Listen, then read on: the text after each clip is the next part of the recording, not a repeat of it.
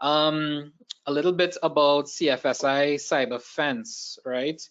I started CyberFence with Alex and a couple of my other friends. Of course, Alex and Jonathan are always the usual suspects behind all of my my adventures and so on.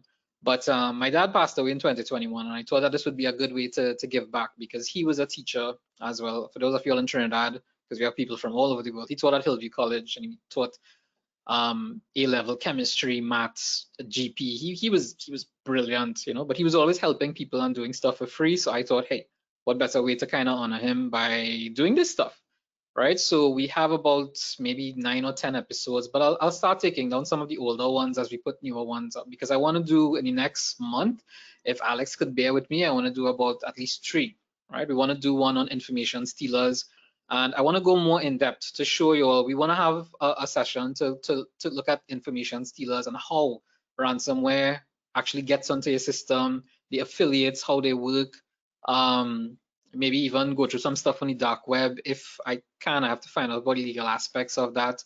So that's one. We want to go through the cybersecurity guidelines set forth by the Central Bank of Trinidad and Tobago. And we also need to do our quarterly social awareness training for everyone. Of course, all of these are free. They are brought to you totally by CFSI and Alex, of course, at Tier 10 Technology. So if you haven't followed us on any of the platforms, you don't have to, but if you just want updates and stuff on future webinars, and I'm always posting stuff on LinkedIn from the dark web. It's a really bad habit with me on the dark web, but hey, keeps me out of trouble, sort of. All right, so this is the agenda for today. I'm hoping to be able to go through some of this with you all, and Alex will carry you all through the rest of it. It's not half and half. Sometimes I refer to Alex and I as the Shiva and Alex show, so I guess you all will see why. It may not be a great thing, but it's a good bit that I think is necessary to put forth out there, right? And I'll explain why in a couple slides. So about CFSI in particular, CFSI will be 13 years old this year, right? CFSI will actually be a teenager. I still remember when I started CFSI the first year, and Alex was actually in one of the first groups of students to do the certified ethical hacker. Now Alex is the lecturer that I trust to teach the certified ethical hacker besides myself. All right, Alex and I are both professional penetration testers, forensics investigators, enterprise risk consultants, risk managers. We do virtual CISO consulting, the whole works, right? We do a lot of free cybersecurity awareness training as well. If you're a company and you want to have like a lunch hour done with free cybersecurity awareness training, just send me an email and I'll try to facilitate your company at some point, free of charge actually. We don't charge for this. This is a lot of fun for me in particular. All right, if you would like to see the full service catalog, I've shared the slides and stuff with you all, and I think it should be in the invitation and the email that was sent out. Kester, thanks, man. I just see a message on congrats on the baby. Yeah, he's a champion. The new owner of CFSI, Alex and myself. That's our new boss at CFSI. All right, so literally, Alex and I wrote the book on it because we did this one, the second book, Kali Linux, Assuring Security by Penetration Testing. Both of us together with our very good friend, Mr. Damien Boudou. You know what ministry Damien works at currently? The secret one that we can't talk about. Okay, the secret agent Damien, we'll just call him that. But Alex, Damien, and myself, we were privileged to be contacted by PACT and asked to write the 4th edition. It is a bestseller, which is why it reached the 4th edition. Alex has been the technical reviewer for all the other books that I wrote on digital forensics with Kali Linux. He has been a contributor in those books as well. He has kept me sane, and he has fixed many things that got broken, as they do with Kali Linux from time to time. All right, so we do have some sort of idea what we're talking about where pen testing and forensics is concerned. So, you know, in somewhat good hands. All right, so CFSI being 13 years old, these are just some of the clients that I've had. Thank you very much. I know some of you all from these institutions are looking on, right? Some pretty large ones and some pretty small ones, right? So we do from small agencies that are maybe like 3 to 5 people, and then hundreds of people, sometimes thousands of people. maritime, Fujitsu. Ronnie from PTRMS Canada, my good friend there, he helps us out with a lot of foreign consultancies, Trinidad and Tobago Insurance Institute. Vindan, my good friend, and I recently started working on some stuff for CARICOM, right? So yeah, thanks to all my clients. Thanks for keeping CFSI as your preferred cybersecurity service provider as well. So feel free to add us on LinkedIn. Yeah, just that's the best picture I could have found. So, right. I'm an enterprise risk consultant, ransomware, breach, dark web researcher, published InfoSec. I mean, y'all could read. I'm honestly, Alex and I are just two, I wouldn't say normal, but we're two regular-ish guys that like to play Call of Duty, listen to a bunch of loud metal music, and share some beverages from time to time. Yes, Alex has a much more professional-looking picture there. Handsome lad. Not the greatest, but I'll take it. And he also plays the drums, by the way. He's a established musician. He used to play in a band called yeah, that band that he'll tell you all about at some point. Right, and there's Johnny, right? Supermodel Johnny. Johnny will be joining us at some point in time. But I told him, you know, make family a priority. He can jump in and share on this webinar at any point in time he wants to. He's also an organizer, or if he decides to stay with his family, I'll be pretty happy about that. Right, so we will have some upcoming courses in April. I have to put out the schedule on Monday.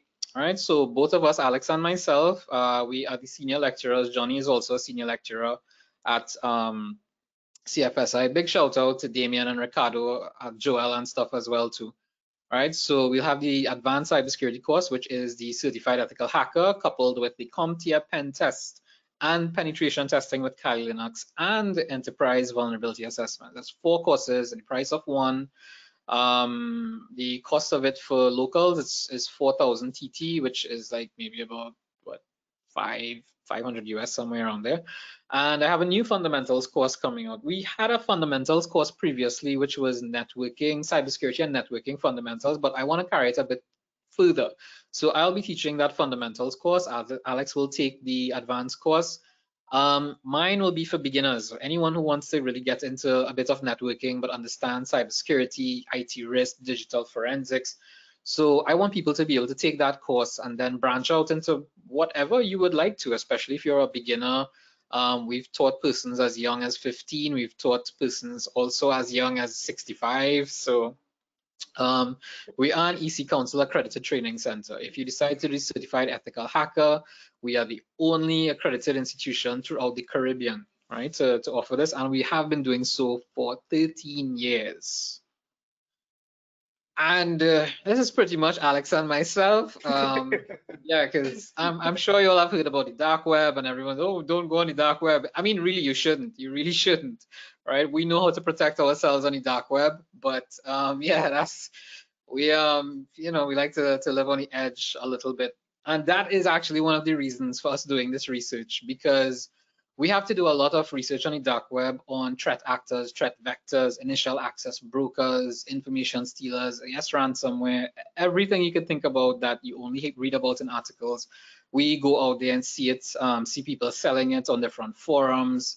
I really would not advise you all to go onto the dark web. Leave it to us and stuff. Maybe one day we'll do some dark web safety. But it's very easy to get hacked and get compromised. So Alex and I have separate machines. I have a separate internet connection for my dark web machine. Actually, that one that's green that's behind me there, that's on a whole different network, right? But the thing is, with all the ransomware attacks that were happening last year, and last year was an incredibly, I guess depending on what side of the fence you sit on, either an amazing year or a horrific year for ransomware and companies and stuff, because it pretty much doubled from the previous year. And even in Trinidad, the Caribbean, locally and stuff, we the Caribbean and CARICOM, we were no strangers, right? They looked at us, they have seen us out there. So that's one of the reasons why we decided to do this research, because we can't find any information on there. And for us to find information about what's happening in CARICOM and the Caribbean in particular, where ransomware is concerned, we have to go on the dark web sites themselves. So each ransomware group that you would have heard about or read about, Lockbit, Alpha, Ransom X, which is pretty popular and still is kind of in and out of the news these days with some telecommunications company. I'm trying not to call names today. I don't want to get myself in. Same. So There were we some names try to to call. Yeah. All right. So we put together an entire list. Of course, the list that we've published in the report, that's a redacted list. We took the names out because we just wanted to focus on the sectors in particular so that it would help companies. Our goal is never to shame companies and say, you know, your security is XYZ and it's good or bad or something like that. It doesn't matter what type of security you have. It just takes one slip up inside of an organization. And these ransomware groups, they are comprised of some brilliant people, some brilliant researchers. Remember, ransomware is a very, very lucrative type of cybercrime, right? So you have a lot of people that are very skilled actually going across into that field. I often wonder if some of them are actually on LinkedIn and I might have them as some connections even. I mean, you know, you never know. I don't know if Alex was the head of Lockbit for all I know. That red looks a little familiar. We never forget.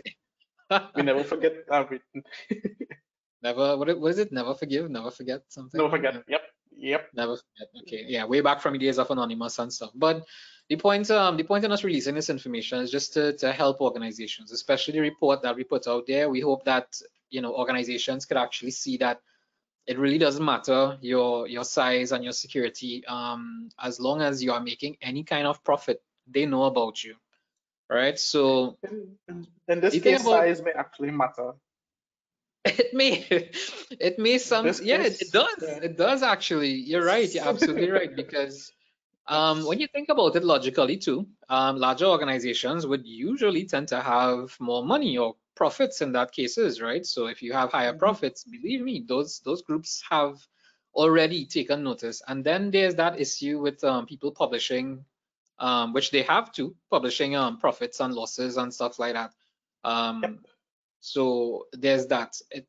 Ransomware groups are highly organized criminal units, right? It is organized crime.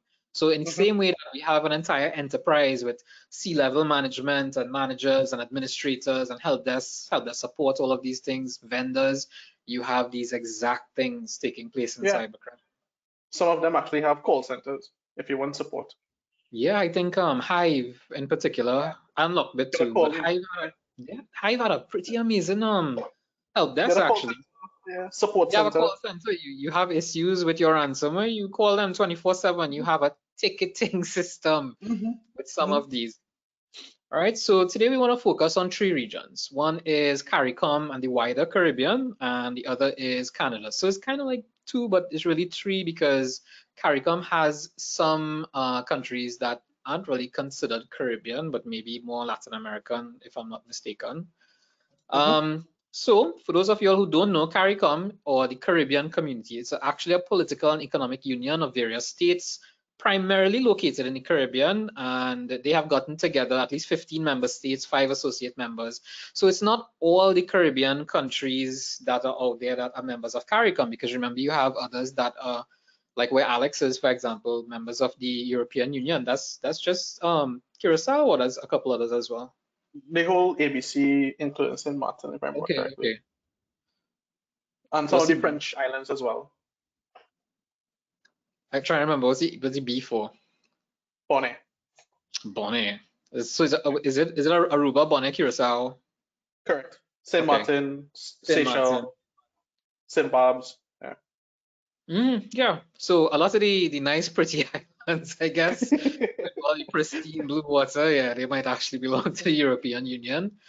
All right, but the information it was like a root canal every time I had to find information out there. So Alex and I have both been maybe the center of some unwanted attention within the last few months with a lot of news stories and articles. And phishing attempts and attempts on emails, and it's been a wild ride. There is a website called Tech News TT. Is it Tech? What's Mark's website? Is it Tech News TT or Tech Access? We'll pull it up. I want you all to follow Mark's website. I can't remember if it's Tech Access News or Tech News Access TT. Don't worry, Mark, if you're listening, I'll share it. I want you all to actually follow this stuff. Mark is an excellent writer. He writes for Newsday as well, but he has a lot of cool tech stuff. that he's usually first one to break all the information on ransomware attacks. You found it? Yes. Look, I think it's the wrong one. Yeah, it's the wrong one. Sorry. This is actual shopping. We'll post it in the chat pretty soon. TechAccess.com. Oh, there we go. TechNewsTT.com. Thank you very much, Mark. Oh. TechNewsTT.com. Oh, he's right there. There we go. Yeah. Bringing up too many websites. We have celebrities on the webinar. Awesome. Hi, Mark. Yeah. So guys, if you could just follow TechNewsTT.com. Believe me, Mark he's a brilliant writer, and he has some. I think he's probably one of the few that actually writes about this stuff and does so really well. All right. So to stay abreast of the news and stuff, you could follow Alex and I as well, but you can find Mark as well on LinkedIn and social media too. All right, so just for the introduction, for those of you who may not be familiar with ransomware, it is, to me, the scariest topic of the day. Alex has extensive experience with ransomware response as well. Alex has worked, which groups have you worked on, Alex? I forgot. I think Play was one. Play, there was Cacti was one. Hive was another one. Cactus. Yeah, sorry. And Hive. Play, Cactus. How much was the other one? Hive. Yeah, Hive was wow. Hive was something. All right. I don't think Hive is defunct now, so we don't have Hive available anymore.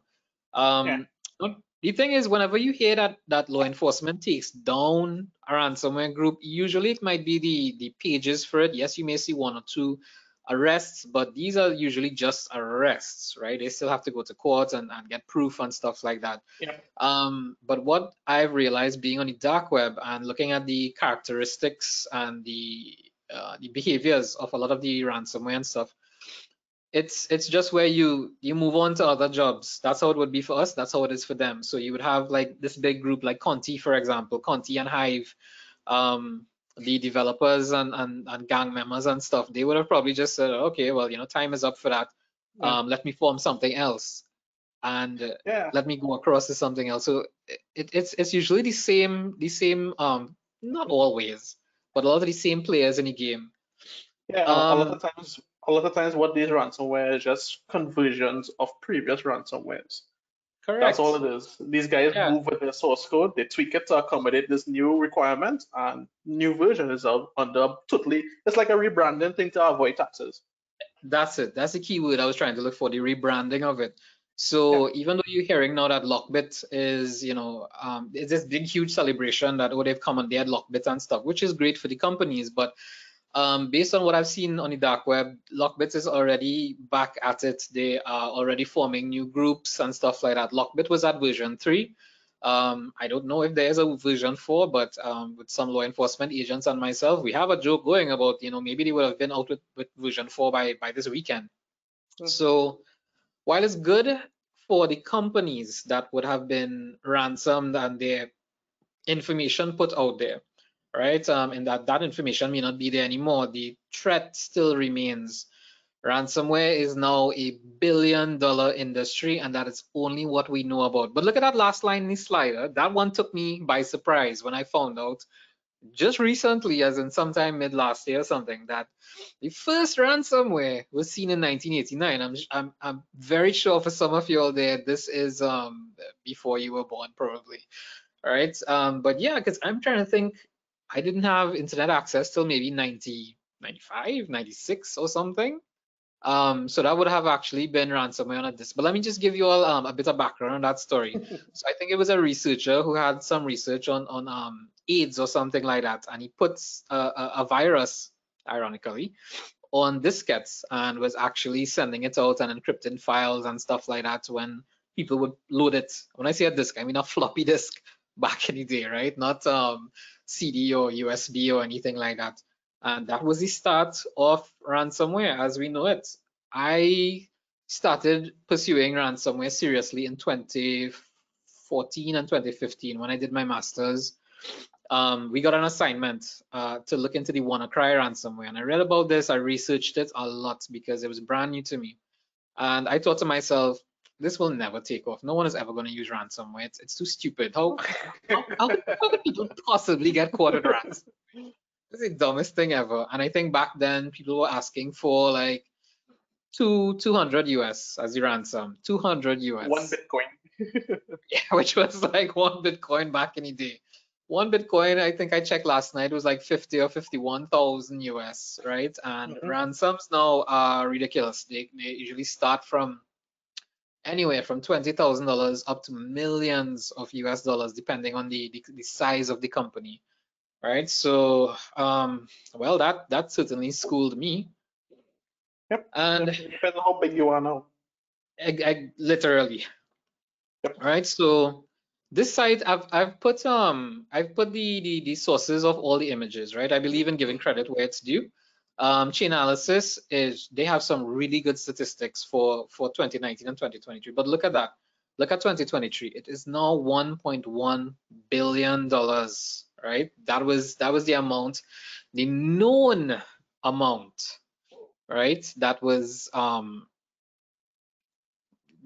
I guess, divulged to us, but essentially it doubled, right, from 2022. Something happened between 2021 and 2022, but think about what happened between 2020 and 2021. That was COVID, right? Pandemic hit. Yep. Yeah, everybody was working from home, and then that was an issue right there because people were using their home laptops. Phishing was tremendously on the rise. I don't want to say the word phishing too much because I think I might trigger Alex. Alex has an issue with the clients having him do over a phishing email quite a bit.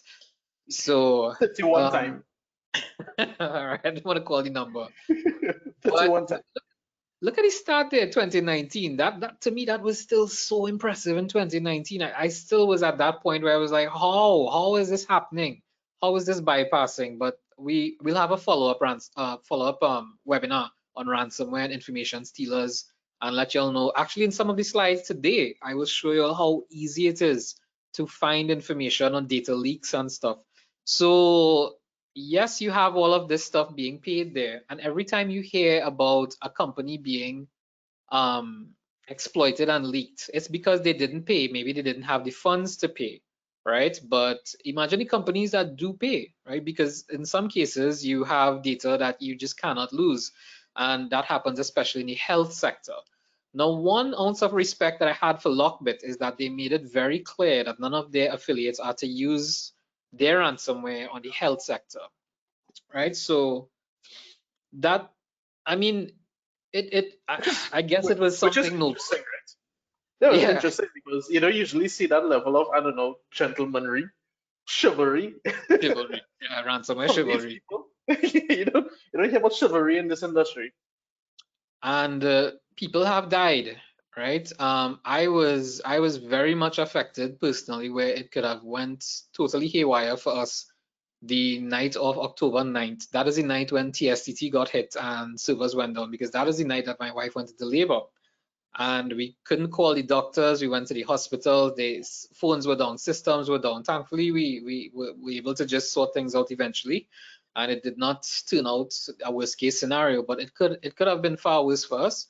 There have been deaths recorded due to ransomware, because imagine that these groups, they lock up a hospital, right? And lock up as in, they encrypt the files and the systems of patients and so on, and you can't get to files that on patients about surgeries, and imagine children's hospitals as well. Right now, there are children's hospitals that are being encrypted, which is the nastiest thing that I can think about.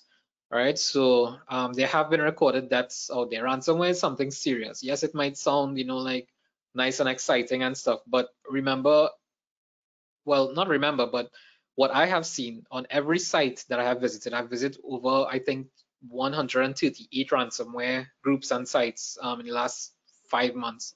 And they all state the same thing. It's not personal, it's just business. They just want your money. That's all they Money. care about. Yep. Care about anything else. Yep. All right, so Alex, you take this one since you're the fishing guy. So yeah, if we can just look at these statistics here in terms of the particular delivery method, sorry, not delivery method, but delivery avenues and protocols for these ransomware. And from a percentage standpoint, we're looking at the SMTP. So for those who don't know, SMTP stands for the Simple Mail Transfer Protocol, which is what facilitates your email. So, and if you look at the other one right below SMTP, you're looking at IMAP, which also facilitates email. You're looking at POP3, which is the fourth one down, sorry, which is also email. So notice the most common delivery mechanism for these things is clearly through email or some sort of email feature, right? Hence why, like she was mentioning before, the phishing, although it's a kind of trigger word right now, phishing is still one of the only mechanisms that, or the most viable mechanism that reads ransomware is delivered to targets.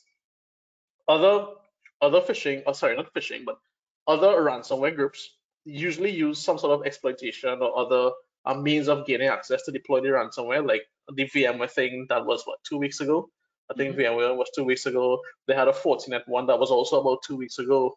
All of these different things are just other mechanisms, but they're not as popular. That's where you have the others falling. Web browsing, you'll be funny enough how much websites are actually infected out there. And I mean, you should be using an antivirus that should be able to detect at least the basics of these things. But I mean, don't visit sites that you know you shouldn't be visiting in the first place. If it looks weird, it probably is weird. If your gut instinct tells you it's weird, it's probably weird. I mean, I know we have all received that email from the prince in Egypt that would like to send us gold as Nigerian. inheritance, Yeah. or the Nigerian prince. Well, I'm pretty sure everybody has gotten that email that says your DHL package is pending collection and they've tried to call you, but no one is answering. Or I'm sure you've also got the email about Netflix being suspended, even though your Netflix is never suspended, because everyone knows you can't miss those shows. Everyone knows that. But yeah, so SMTP, IMAP, web browsing, POP3, God forbid if you're using unsecured file transfer protocol, which 2.3% of the delivery avenues is that file transfer protocol, the FTP, which is funny because in this day and age, you have so many delivery mechanisms to get data. It's free to be using something as unsecured as FTP, which is unsecure by nature. It's not even unsecure because you configure it incorrectly. It by nature it is unsecure. And people still use these mechanisms on a public platform. You're just asking for it. And these are stats from 2022. So if you jump to 2023, however, it's a different story. Let me just state, I see especially with web browsing, you see those sites that you go to for streaming as well, those run a lot of malware in the background while you are busy being full screen, engaged in your viewings and stuff. So you see a lot of the streaming sites. Is there a reason why those sites are free and why they offer that service? Is because they install a lot of spyware, malware, ransomware, whatever you have inside of there. So just to recap what Alex was saying as well, you see this SMTP and IMAP there, that's email, right? That's pretty much phishing attempts for SMTP for sending, IMAP for receiving email as well. So this is 2022, and these statistics are by Unit 42, which is a special unit of Palo Alto Networks. Palo Alto is one of the top 3 probably firewall manufacturers in the world, right up there with Checkpoint and a couple others. I think Fortinet is somewhere up there in top 5 at least, if nothing else. Right, but they are a very reliable source. That I tried to make sure I got all of this information from the most reliable sources possible. So phishing followed by web browsing and a little bit other protocols there for 2022. But have a look now, 2023, things change, right? You see those compromised credentials in particular. We'll talk about that. Alex, you go ahead. Yep. So from 2020, look at the drastic contrast. Like more than almost 50%, if not more than 50% of the vectors was through email, IMAP, POP3, and SMTP. Now we're looking at 36% purely being exploited vulnerabilities. And where does these exploited vulnerabilities typically lie? We're looking at VPNs that are not patched. We're looking at firewalls that are unpatched. We're looking at RDP servers, first of all, that are facing the public, one, without any top layer to protect them from anything, that are also unpatched. You won't believe, I think we have the screenshot further down in the presentation, the amount of servers within the region that have RDP port 3306. I lied, no. 89. Make myself look bad. There we go. 3389, Whichever one of them. But the RDP, the 06 is another one that I use a lot. Anyway, yeah. So those things are pointing to the web without any kind of firewall protection, and some of them are as old as Server 2008. And some critical systems, some big name organizations, some important organizations that have these things publicly facing. After that, we have like what, 29% being compromised credentials. So compromised credentials, the name kind of says it all what that is. It's credentials from previously exploited systems. So if you were ever, so if anybody was on LinkedIn, was it 2019? 2019, yeah, when they were hacked in 2019, and the attackers got credentials of every user there. That dump is what we're talking about. The previously compromised credentials, where these guys reuse credentials from previous exploits. And the thing is, 90% of the times, people use the same passwords across multiple systems. Because, I mean, we all know it's kind of difficult to come up with a new password that's complex for every online service that we use. So we will typically have a base and reuse those across multiple systems, right? And that's the reason why attackers will use these compromised credentials and just reuse them, replay them across multiple sites, and they're almost guaranteed to find at least one service that you've used that password on, or you may not have used it and someone may have gotten it somewhere else and just reused that as their password, and someone else may have been compromised. And look at where the phishing and the malicious emails now take us to. Looking at what, 33%, as opposed to the 57 or 55% from 2022. And I'm pretty sure by 2024, those numbers are going to change again, and the exploited vulnerability is probably going to go up. I'm calling a prediction now. Exploited vulnerability is up. It makes sense too, because everyone looks out for phishing emails. We all getting so sensitized to saying, okay, look out for the subject and no attachments. So it makes sense that things will change up. And then on top of that, we have to remember that everyone is also using AI now. Even hackers and ransomware groups, they have AI on the dark web as well, like dark boots and all these things, dark GPT, I think it's called. So AI is expected to have to make a bigger impact on things in 2024, and those compromised credentials, I would say 8 out of 10 companies that have asked me to do a dark web search on compromised credentials on the dark web, I have found credentials, meaning that there's their username and there's a password. So they're available in something called combo list that we will have a look at later on. That will be a whole different webinar by itself sometime in March as well. But the dark web is where you get a lot of information, and not just the dark web, but it's spilling across into the surface web as well. The surface web meaning the regular internet that we use. So it's no longer where you have to be a skilled person and have to be also careful to go on the dark web. Everything is making its way onto the surface web now, which is making things even worse, because like I said, I guarantee that most of you all reuse passwords and stuff, right? And on that note, when last have you all even changed your Wi-Fi password? You know, so yeah. Let me just hand over back to Alex here. No, you're pretty much on spot there, because with the advent of these new technologies, and then I can't remember which company it was that recently talked about the creation of the morphing hard drives. Was it the hard drives that could morph? Yeah. Yeah, when they could have changed to accommodate between volatile and non-volatile memory. I mean, with kind of technologies like that, imagine ransomware now coming to play in those kind of things where, yeah, it's in memory, in volatile memory, but as soon as it converts, it just copies itself to this non-volatile state, and now you permanently have ransomware in your system.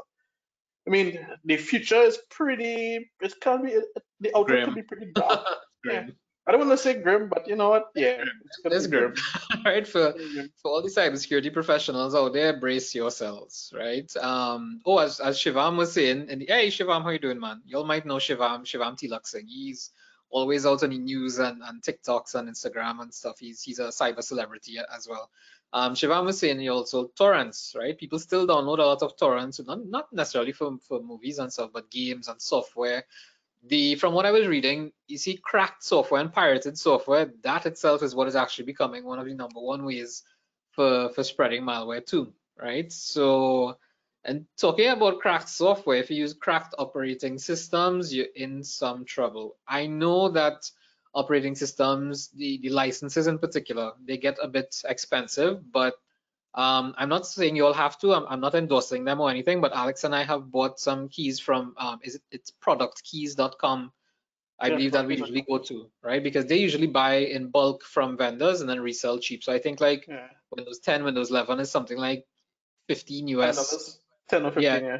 11 to 15 US, somewhere around there, right? So instead of buying the cracked software, check out websites like productkeys.com. And I heard about it from someone in Microsoft, right, who actually was a senior in Microsoft. He was telling me that he was recommending it to some people, not for Microsoft keys, but he bought VMware professional licenses from there.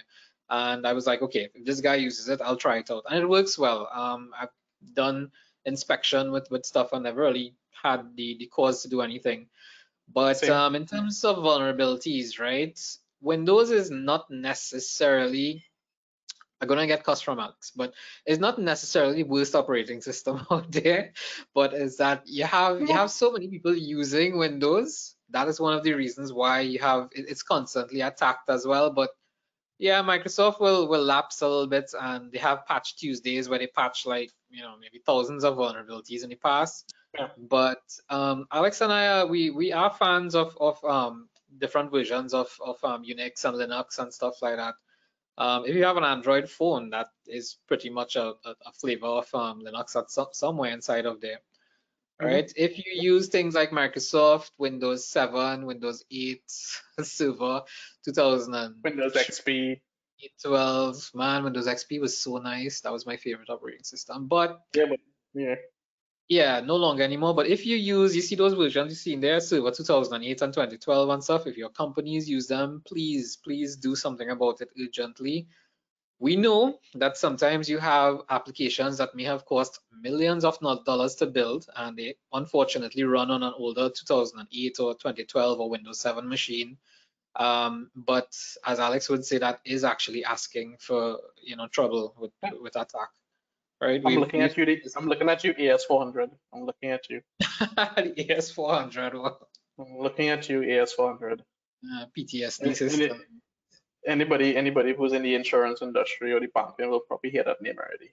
So we on our way to the report, but before that, we just want to look at some of the things that happened, particularly in Trinidad and the Caribbean. We have two regional hits in the Caribbean, the first and the last. The first being in 2021 by a very popular telecommunications company, and the most recent one in 2023 by a huge retail distributor, which was all over the Caribbean and Latin America, right? The telecom group that hit in 2021, I'm not sure, maybe they just weren't aware because they said it was just isolated to one Caribbean island, but you don't have to download the files. The groups, they usually put a file listing of what files are there, and you could see multiple Caribbean islands and Latin American countries and stuff like that. So I usually try not to go digging where the files are from private companies. If it's a public company, or I may have interest in that company because I'm a client of them, I would go looking for my own information. I have found, unfortunately, right? But look at these sectors that got hit. We have telecoms, you have insurance companies, oil and gas, manufacturing, retail. So, and even recently we've had in the Caribbean, I think it's the what's that, legal sector, I guess, legal. Well, yeah, we had illegal. Then we had public utilities up the islands. Yeah. We've had quite a bit in every sector that you could possibly think about. And these groups, right? Have a look at them. See if you remember some of these names later on. Alpha, Lockbit. It's sometimes spelled Alpha and a V, but according to the ransomware group itself, it's actually ALPHV, and it's sort of Russian. It's pronounced like if you say the word alpha with a Russian accent for alpha. That made no sense. But yeah, Alpha, Lockbit, ransomware. Royal is no longer out there. Data Leak is no longer out. Data Leak actually was regional. That one there with the insurance, that was a big one regionally as well. But this is what Alex and I are talking about. You don't have this information being published out there, and it's such a little bit, but we don't want to embarrass the companies, but at the same time, it will help a lot of other companies to know if there were legislation, the follow-up to the legislation, a lot of the developed countries are that you don't just report it, but you work with them, and the resources work with you, right? So you publish documents. I think it was some airline company. I don't know if it was Boeing or something like that recently.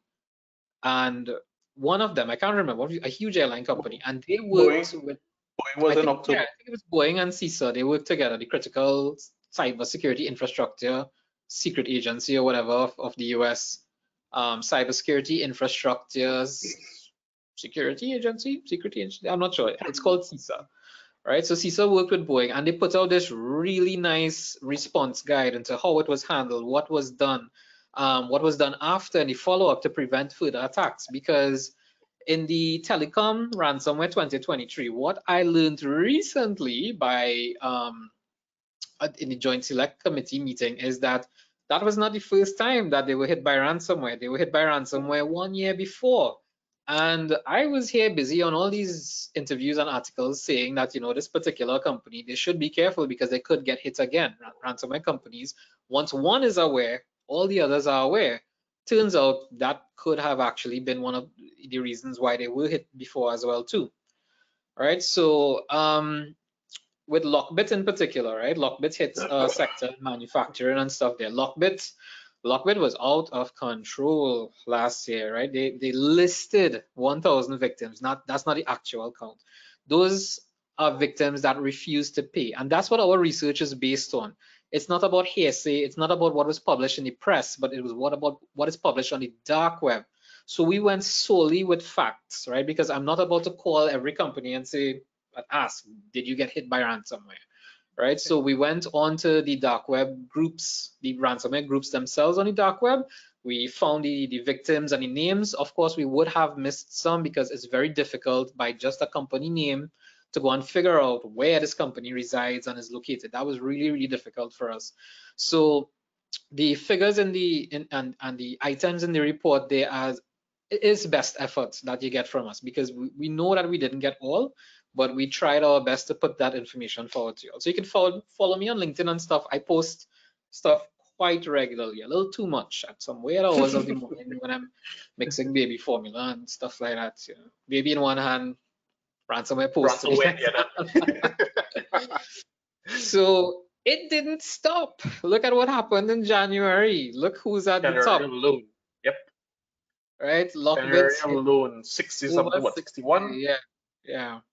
Right, look at those names there. 8base, Cactus. Alex spoke about Cactus. Akira hit a utilities company, if I'm not mistaken. Alpha was all over the place. Blackbuster is making waves this week in particular. Blackbuster.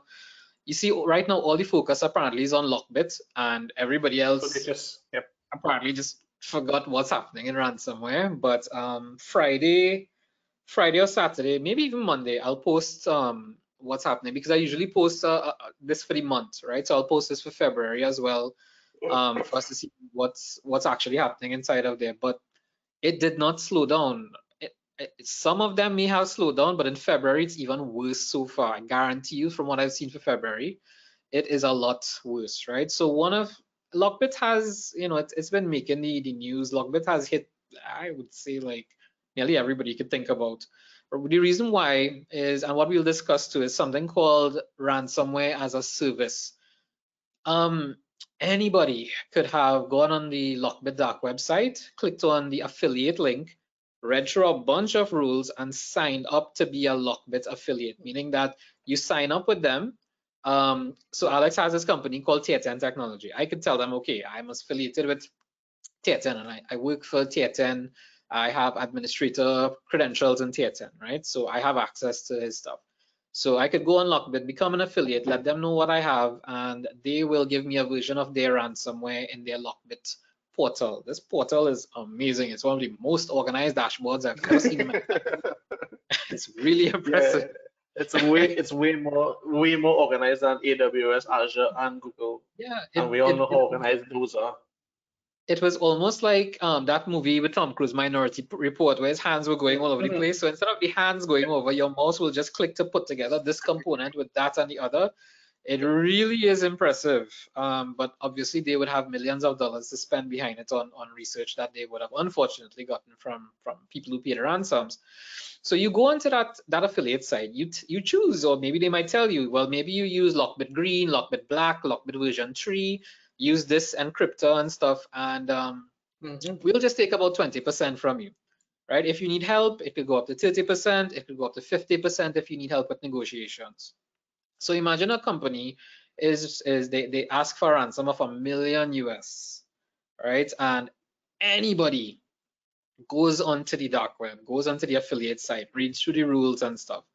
right? That is to tell you how deadly it is. So you could have your best firewall, your antivirus, your policies, your trusted platform and stuff, but it just takes one person to figure out a way to get this inside of it. Just one way. And yeah, well, like, go ahead, Alex. no, I was just gonna say about the security awareness and how the weakest link in every organization is always the employee or someone who works there. Yep, always. The internal threat is actually the biggest threat, always. Yep. Right, that is And I why. can tell you within the Caribbean, that's actually growing a lot. Yes, It's growing a lot. That is why Alex and I employ a zero trust architecture type behavioral patterns. No trust anymore. Absolutely none. Right. Alex has a saying, what in God we trust, in everything else we monitor. Everything else we monitor. Yep. Which is actually a really good policy, right? This is I had to do a lot of blacking out here on these slides. This is locked. This was their leak site before they went to. I'm not sure if you all could actually see my screen. I really doubt it, but this is the site. Yeah, that's actually what you see in there. It looks similar to what's on the slides, but this is what the FBI has taken over. They have the British flag, the American flag, the European Union probably, I don't know, and all the national crime agencies and stuff. So they've taken over this site that you're seeing in front of me.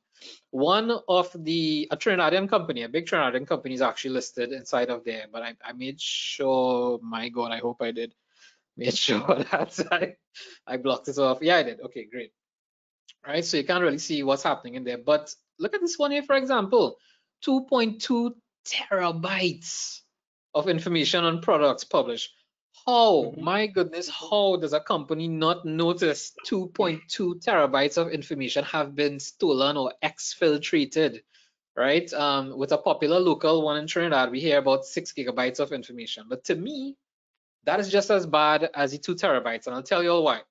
It's much easier to download 6 gigabytes of information than it is to 2 terabytes. 2 terabytes, so correct. That correct. 6 gigabytes could be downloaded by anyone, shared on any popular Dropbox or OneDrive or something, and going around to everybody else. And the files, personal information, public information, people's passports, ID, credit card information, bank account information, what have you, all these things could be out here.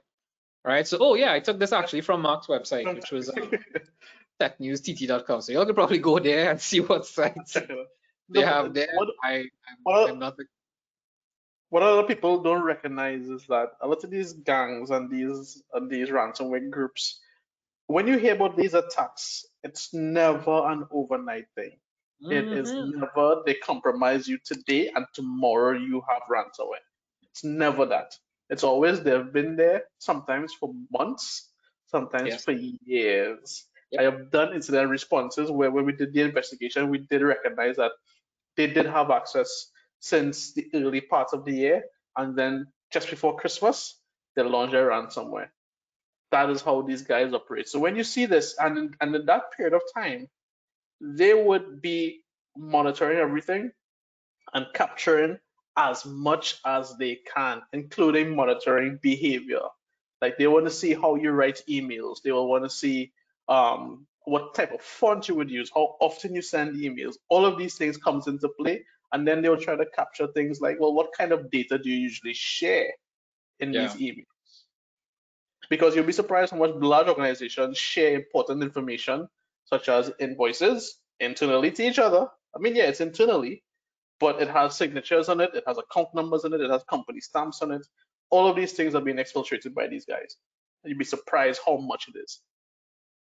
That is true. And for those of you asking questions in the chat, we have seen them. I just want to wait for appropriate time to answer all of the questions. But let's just take 2 minutes to just check some of these questions. Boy, Alex, we have a good bit of questions inside of here. Leslie says that his Windows can be hacked. So I don't know if Leslie was talking about his Windows perhaps, but Leslie is actually one of us. He's a big part of CFSI. He's a huge part of CFSI. Leslie does a lot of the forensics, works with forensics for phones and drive recovery and stuff like that. Leslie Lalu, he owns a company called Les Tech. He also says Kosher ATM is using Windows 7. Actually, a lot of ATM machines, I think they've upgraded from Some Windows of XP. them, not all of them, not all of them, but Some, some of them. some have upgraded from Windows XP to Windows 7. Yeah. Funny Rishon has enough, an interesting question. I'm not sure if you've seen that question, boy, Alex. What if you have different layers of security against older versions of Windows Server? Would you still recommend changing? yes.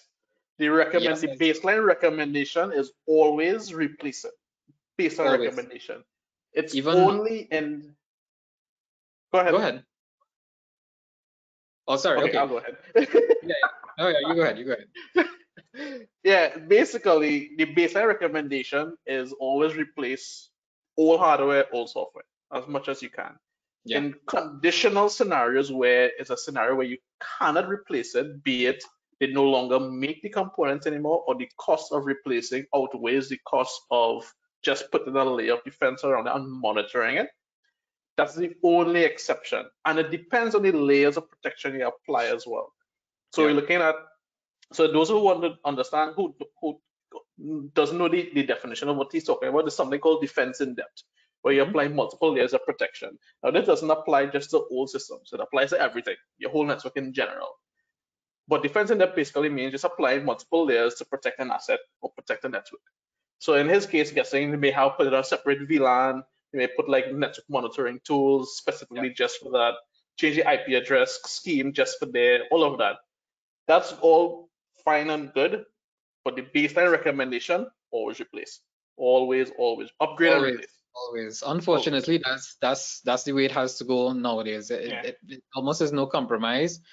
We have Mr. Simon Welch. Well, welcome, Simon. Nice to see you here. He says, "Hi, Shiva and Alex. What is your thoughts on Fortinet Zero Trust Security Fabric? Because some ministries in Trinidad use Fortinet. I think a lot, if I'm not Lots. mistaken. Majority of ministries use Fortinet. Sometimes I refer to Trinidad as Fortinet country, right? And it might actually have a lot to do with the price of it, because remember in Trinidad with the ministries, you have that 3-code system. So I guess if Fortinet comes in a bit lower in their price, they would get that. Yeah. Honestly, if you have the ability to use it, you should. Fortinet had, unfortunately, a really big vulnerability last week or the week before, right Yeah. before Last. Carnival week. It was, Yeah. Yeah. what a time for that vulnerability in Trinidad, because right when Yep. every administrator was ready to go on wine low carnival Jinkum. or something like that, go to a beach house, something, you had this huge SSL VPN vulnerability coming across, where it was recommended by several sites, even myself on LinkedIn, that people just disable the SSL VPN until they come back out to work and are able to patch. That's where we've reached at this point. I know it probably wasn't taken lightly by Fortinet for me stating that, but I did advise a couple companies to go ahead, because they reached out to me and told me. One was actually a government organization, and he said the director was telling me that should have reason to panic, and because it's Carnival, people are on vacation, people flew out and so on.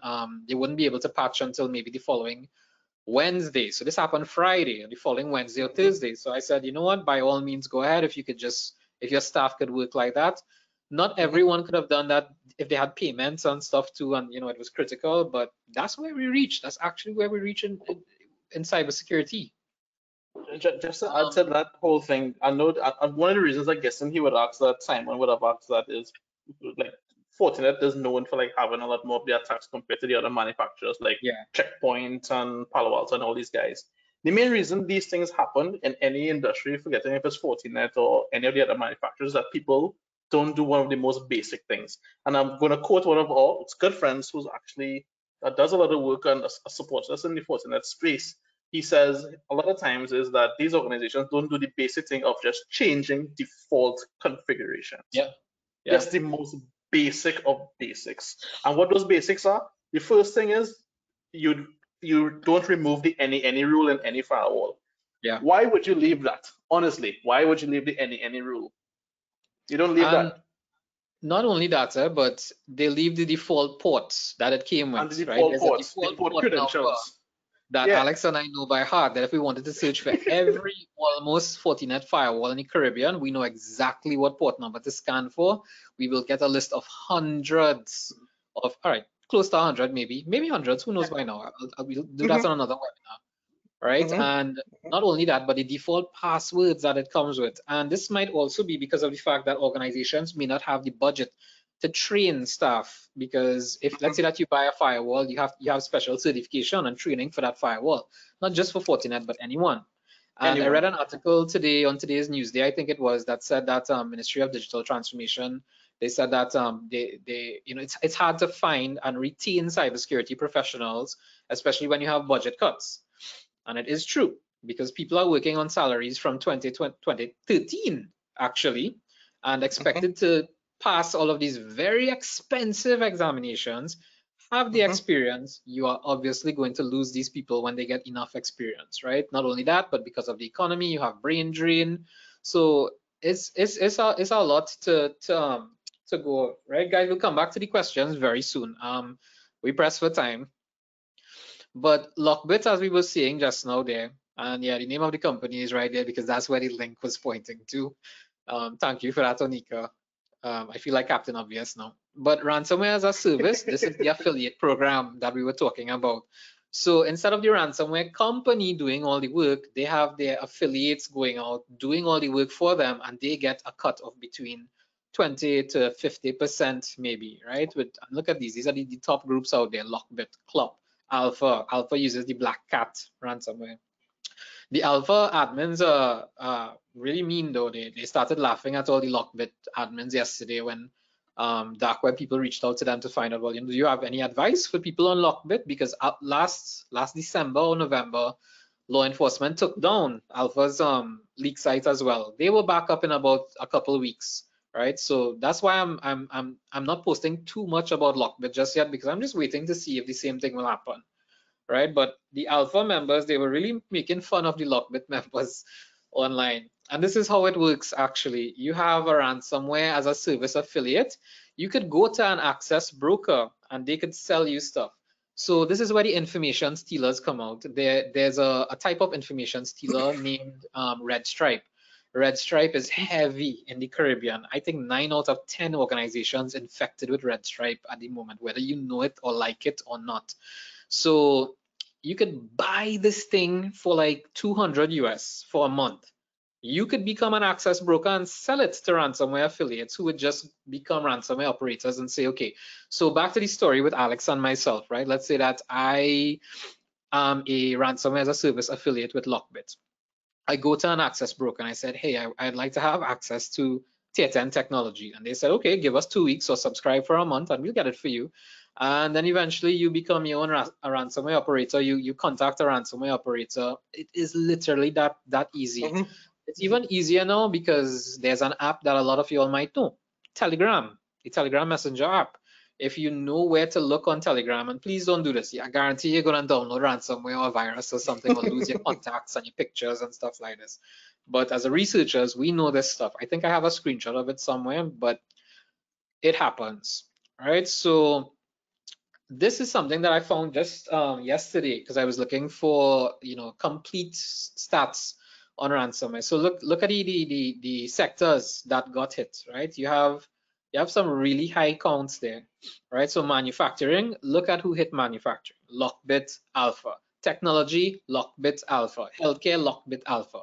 Now, even though healthcare affiliates of Lockbit aren't supposed to affect healthcare, they still do sometimes. Lockbit has placed bounties, I guess, on information on people who have used their encryptors to lock up healthcare.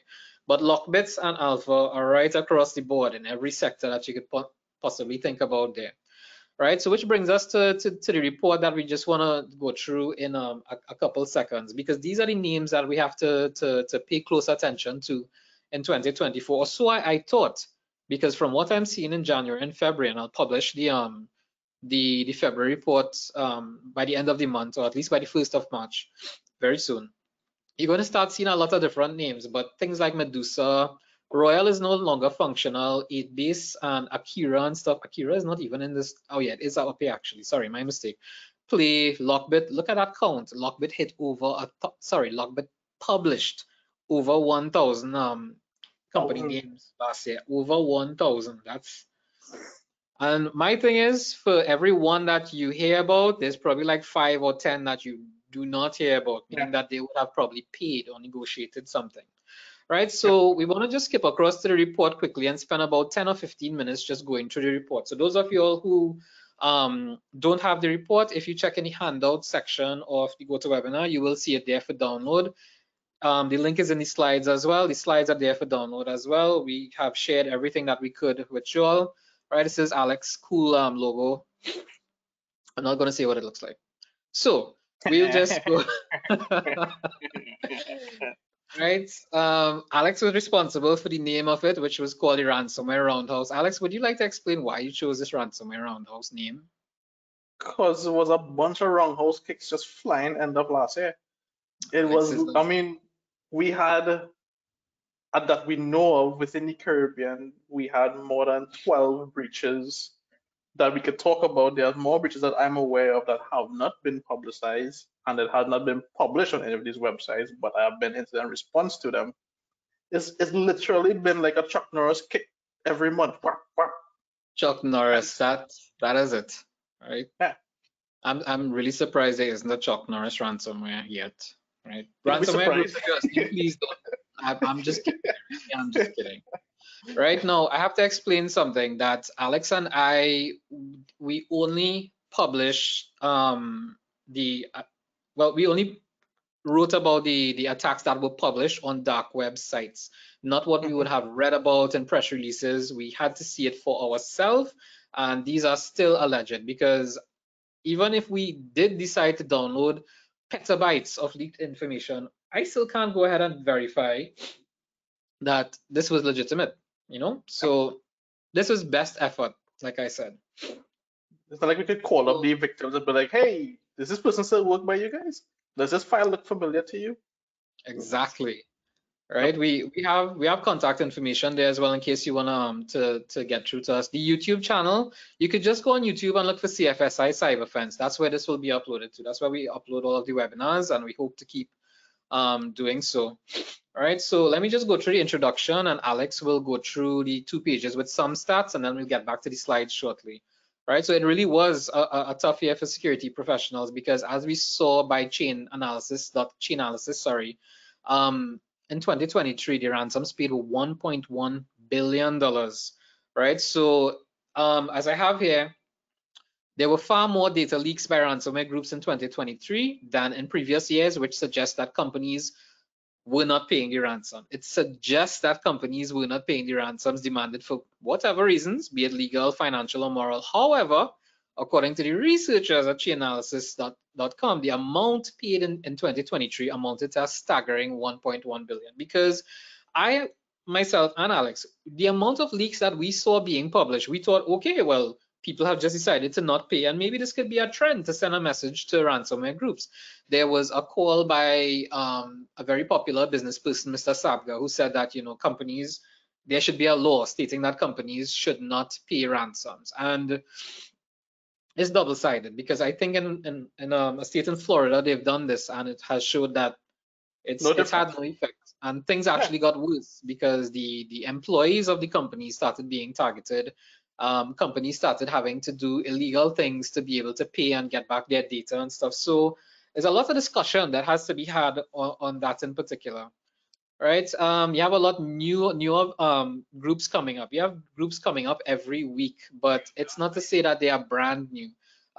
Like we said, they are older.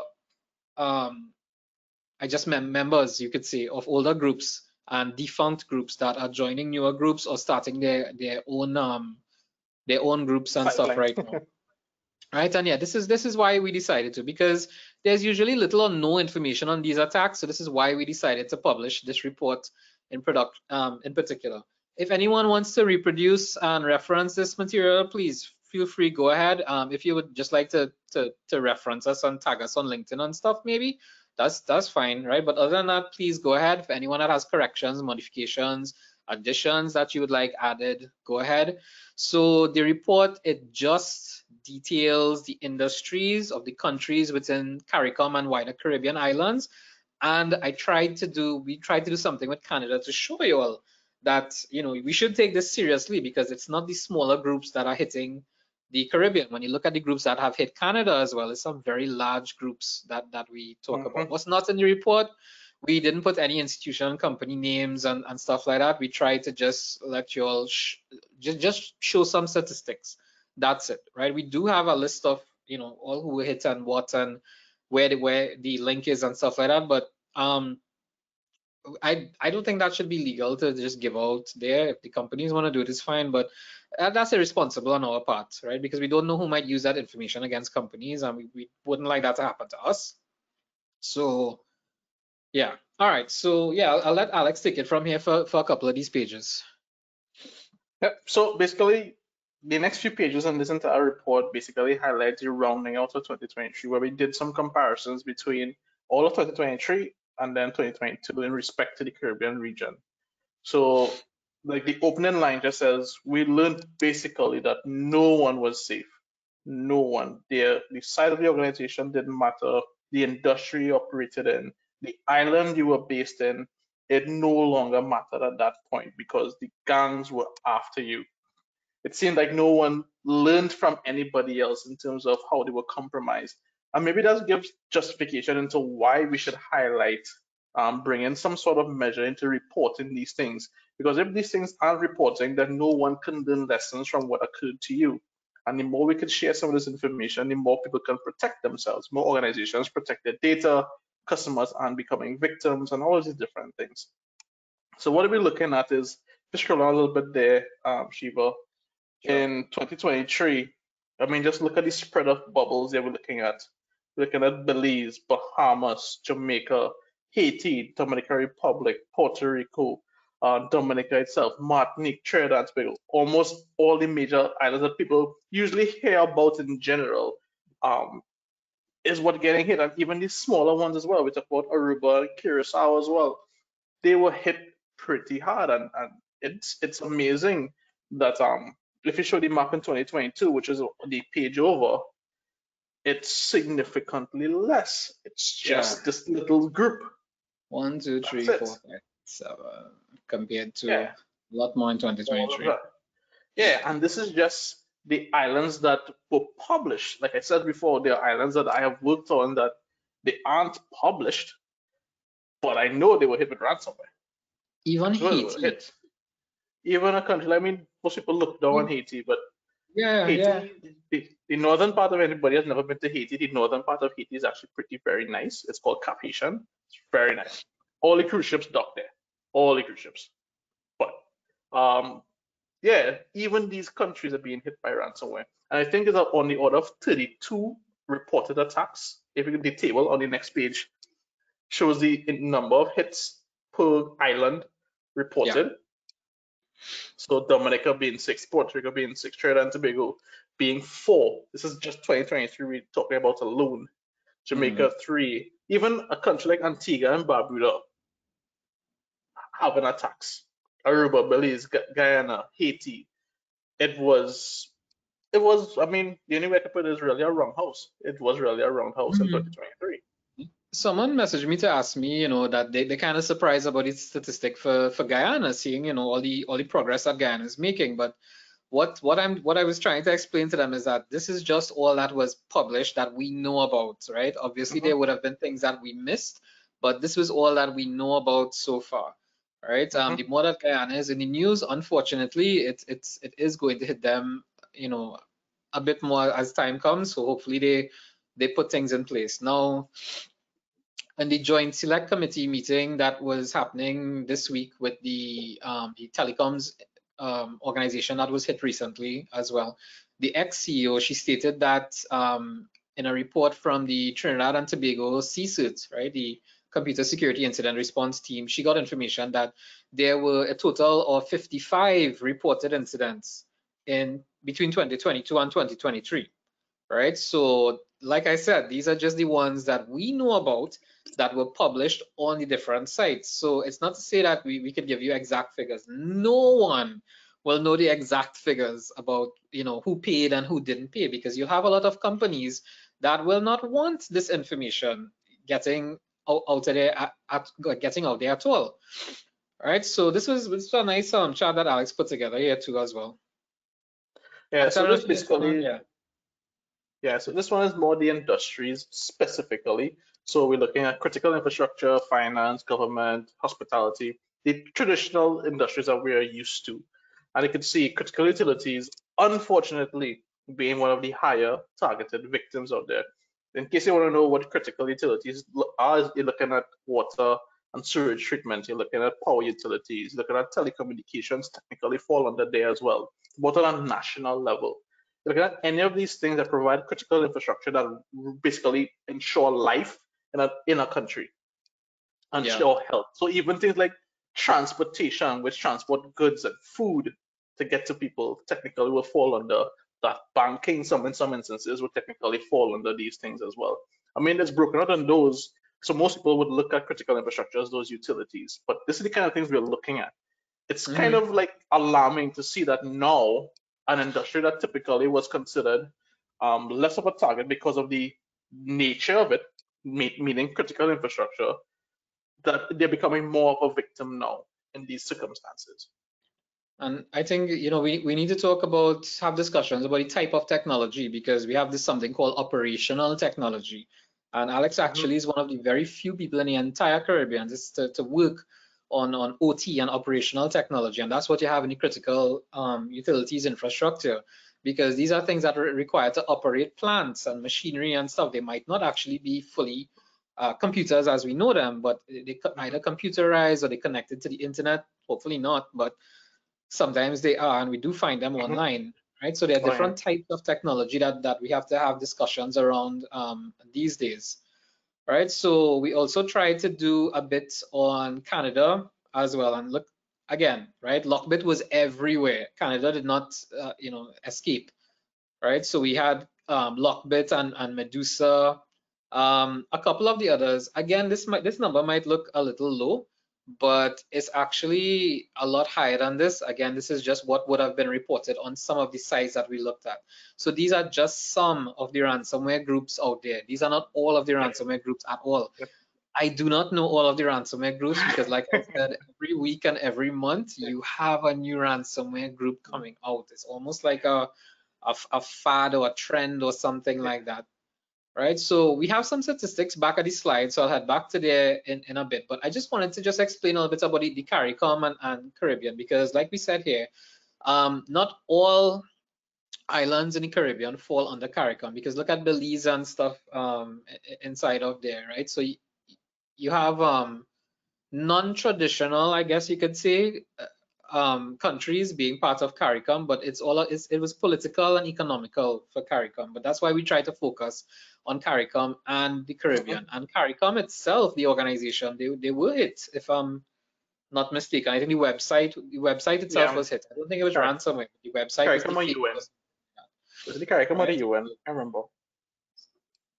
I think it's both. And yeah, I remember they pulled off CARICOM. They pulled the website off for a while to make sure it was CARICOM. secured and stuff like that. Yeah.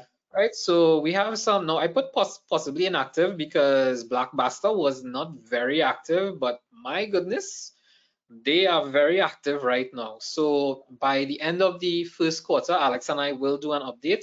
So we should hopefully have 3 to 4 updates of this document. We want it to be a running document, constant updates. We will have a 2024 document, hopefully early next year as well by February. So we try to make things as simple as we possibly could, right? We are not always sure about the industry because it's only information on our website that we have to go by. So we try to classify them as best as we could. I even asked ChatGPT to help me classify it. And if it was close enough, I said, okay, and I went there. Right, Bahamas was hit totally by 8-base. And again, these are just what were published, right? This is not to say that other organizations did not hit the different countries.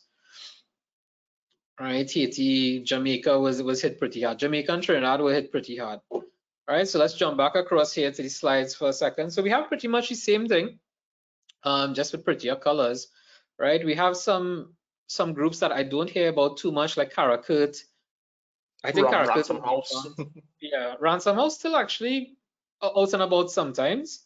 They put on their Sunday shoes, I guess, when they're ready to come out. Dykeson, I'm not sure how you pronounce it. I haven't heard from them in a while. Risida is very active. Data Leak is defunct. Lockbit, we have to see what's going on with Lockbit. right? But Lockbit again, I think in Canada we saw that we saw 15 leaks in Canada, and CARICOM and in Caribbean we have a whole 8, right? So that says a lot right there, that Lockbit is very active. But remember, anyone can become an affiliate of Lockbit out there. All right, so in Canada as well, this is where the industries will look. So it's pretty much like what we saw in the earlier slide of all the sectors that were hit. So you would find that manufacturing and healthcare and construction. I really have to thank my friend Jason. Jason actually helped me out tremendously with these statistics. He is an expert at Excel and pivot tables and all these wonderful things while I was fighting up with ChatGPT. He was the original risk lord. He is the risk lord. This man has every single certification in risk and governance. Yeah. Risk and governance are just as, those words are just as scary to Alex and I as ransomware. So to everybody else. And I'm sure he's having a good laugh at this. All right, so yeah, with the Canadian organizations, look at the groups as well, right? Lockbits as well at the top there. Medusa, we didn't see too much of Medusa in CARICOM and the Caribbean. We saw a lot of ALV, we saw 8base. So the reason why I wanted to for us to put Canada is to just show everyone that it's not any type of smaller organizations, ransomware organizations and ransomware groups hitting the Caribbean and CARICOM. It's the same big groups. There is no discrimination. They only care about profits. And like, for example, in Trinidad, a company has to publish its statements on profits and stuff. So one of the telecom industries that got hit hard, I think like days after they got hit, there was a front page headline stating that they made a profit of $300 million, which was maybe not the best timing. I don't know if that was a play to say, you know, well, okay, fine, we got hit by ransomware, but we're still profitable and functioning. But I mean, I wouldn't have really chosen that timing in particular. All right, so some of the sectors, oil and gas, were affected. Just one as far as we know. But as Alex was, this is the same exact thing, just I decided to put it in the slides here, but the critical utilities infrastructure. Think about what would happen if your electrical companies got hit. And in some of these islands, and one of them which got hit, it's a combination, I believe, Alex, of, is it water and electrical or something? Yep, power and water. As well as water in one. As well as sanitation. Oh Lord, okay. So you'll find that, you know, the ransomware groups, they will look at all of these things and see, you know, if companies are hit and their information is published, who will it affect most? Not just the data leak, but remember the locking of the equipment, right? That's what these lockers do. They encrypt, and it's very, very strong, thousands of bits of encryption. So for example, your Wi-Fi password is encrypted with what? Let's say like AES 256 or something like that. Some of these ransomware groups are 2000 bit encryption and 4000 bit encryption, which is why it's so very hard to crack it. I think the law enforcement agencies that took down the Lockbit site, they have also posted a Lockbit decryptor. So if you know a company who has had their machines locked up by Lockbit in particular, you could probably search for the FBI and CIA sites and whatever for the Lockbit decryptors. They do have them out there. All right, so the top sectors in 2023 that were affected as well. All right, you can't see the link down there, but I have actually put the link inside of there. Right, same thing, critical utilities infrastructure, hospitality, finance. This is where I wanted to get to. I was just casually browsing, right? And I do mean casually browsing. I browsed the dark web as anyone would have browsed Google the first time you probably use the machine and be like, oh, okay, well, you know, let me go and see what's out there. I have some specific forums that I do go to. I can't call the names of those forums. I don't want anyone to get into trouble. But this was out there, Trinidad and Tobago Citizens ID card, front and back, quantity 531 folders. 531 folders include ID cards, payment screenshots, receipts, other useful scans.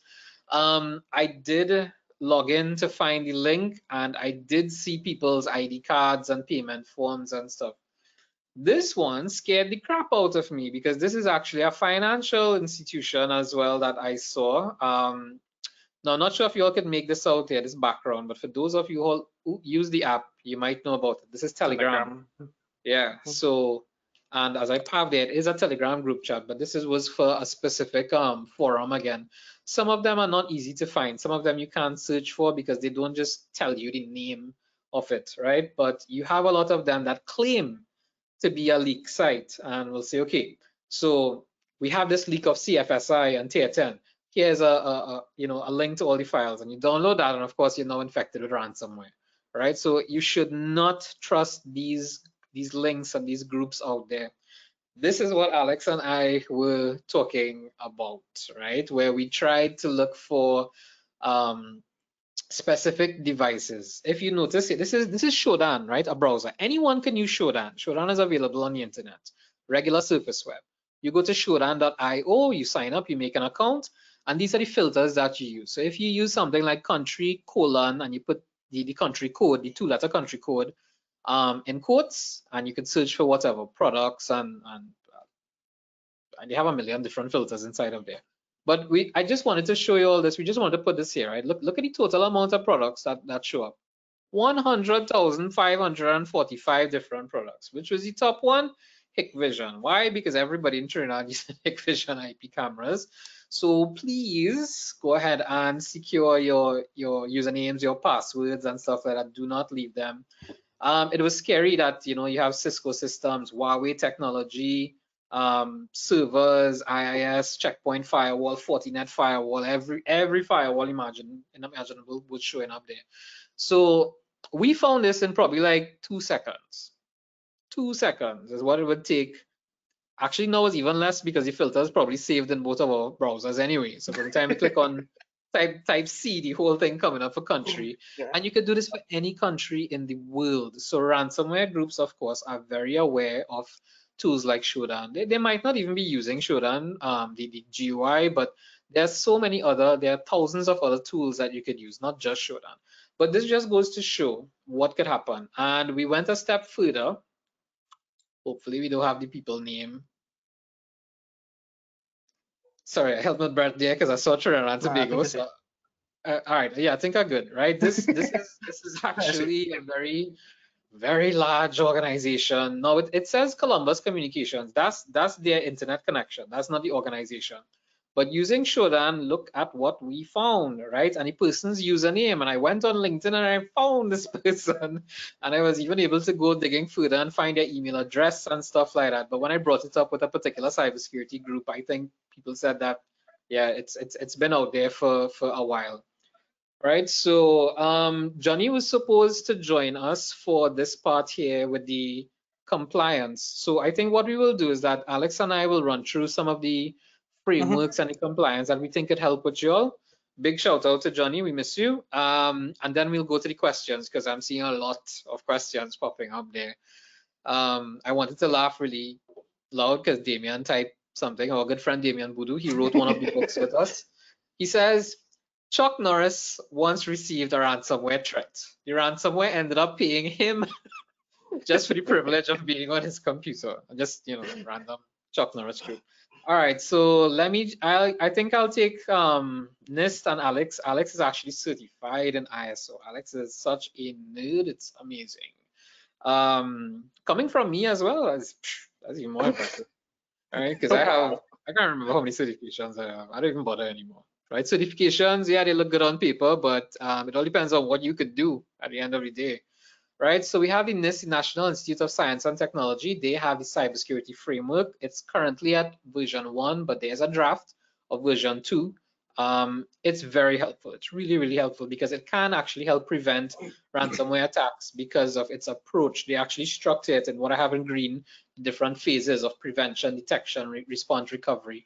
Version 2, they build on it a lot, but I do guarantee you that if you implement the recommendations that they have in the NIST cybersecurity framework, it does reduce the chance of being hit with ransomware significantly. You can never have 100%. Even when Alex and I do penetration tests for companies large and small, we will always state that we cannot, tell you every single thing that is vulnerable inside of there, because even if we were to spend about, let's say, maybe 2 to 3 months doing that, whatever that we would have found in the first month could very well be vulnerable in a different way by the third month. So usually I also tell clients that the penetration test report, it is like a snapshot. It only captures a certain time frame that you work with.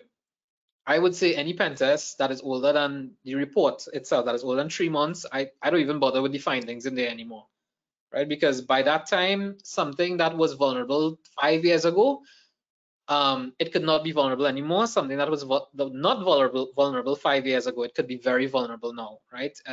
You have a lot of threats that are making waves that were from what 2019, 2020 that still, they're highly exploitable, I should say.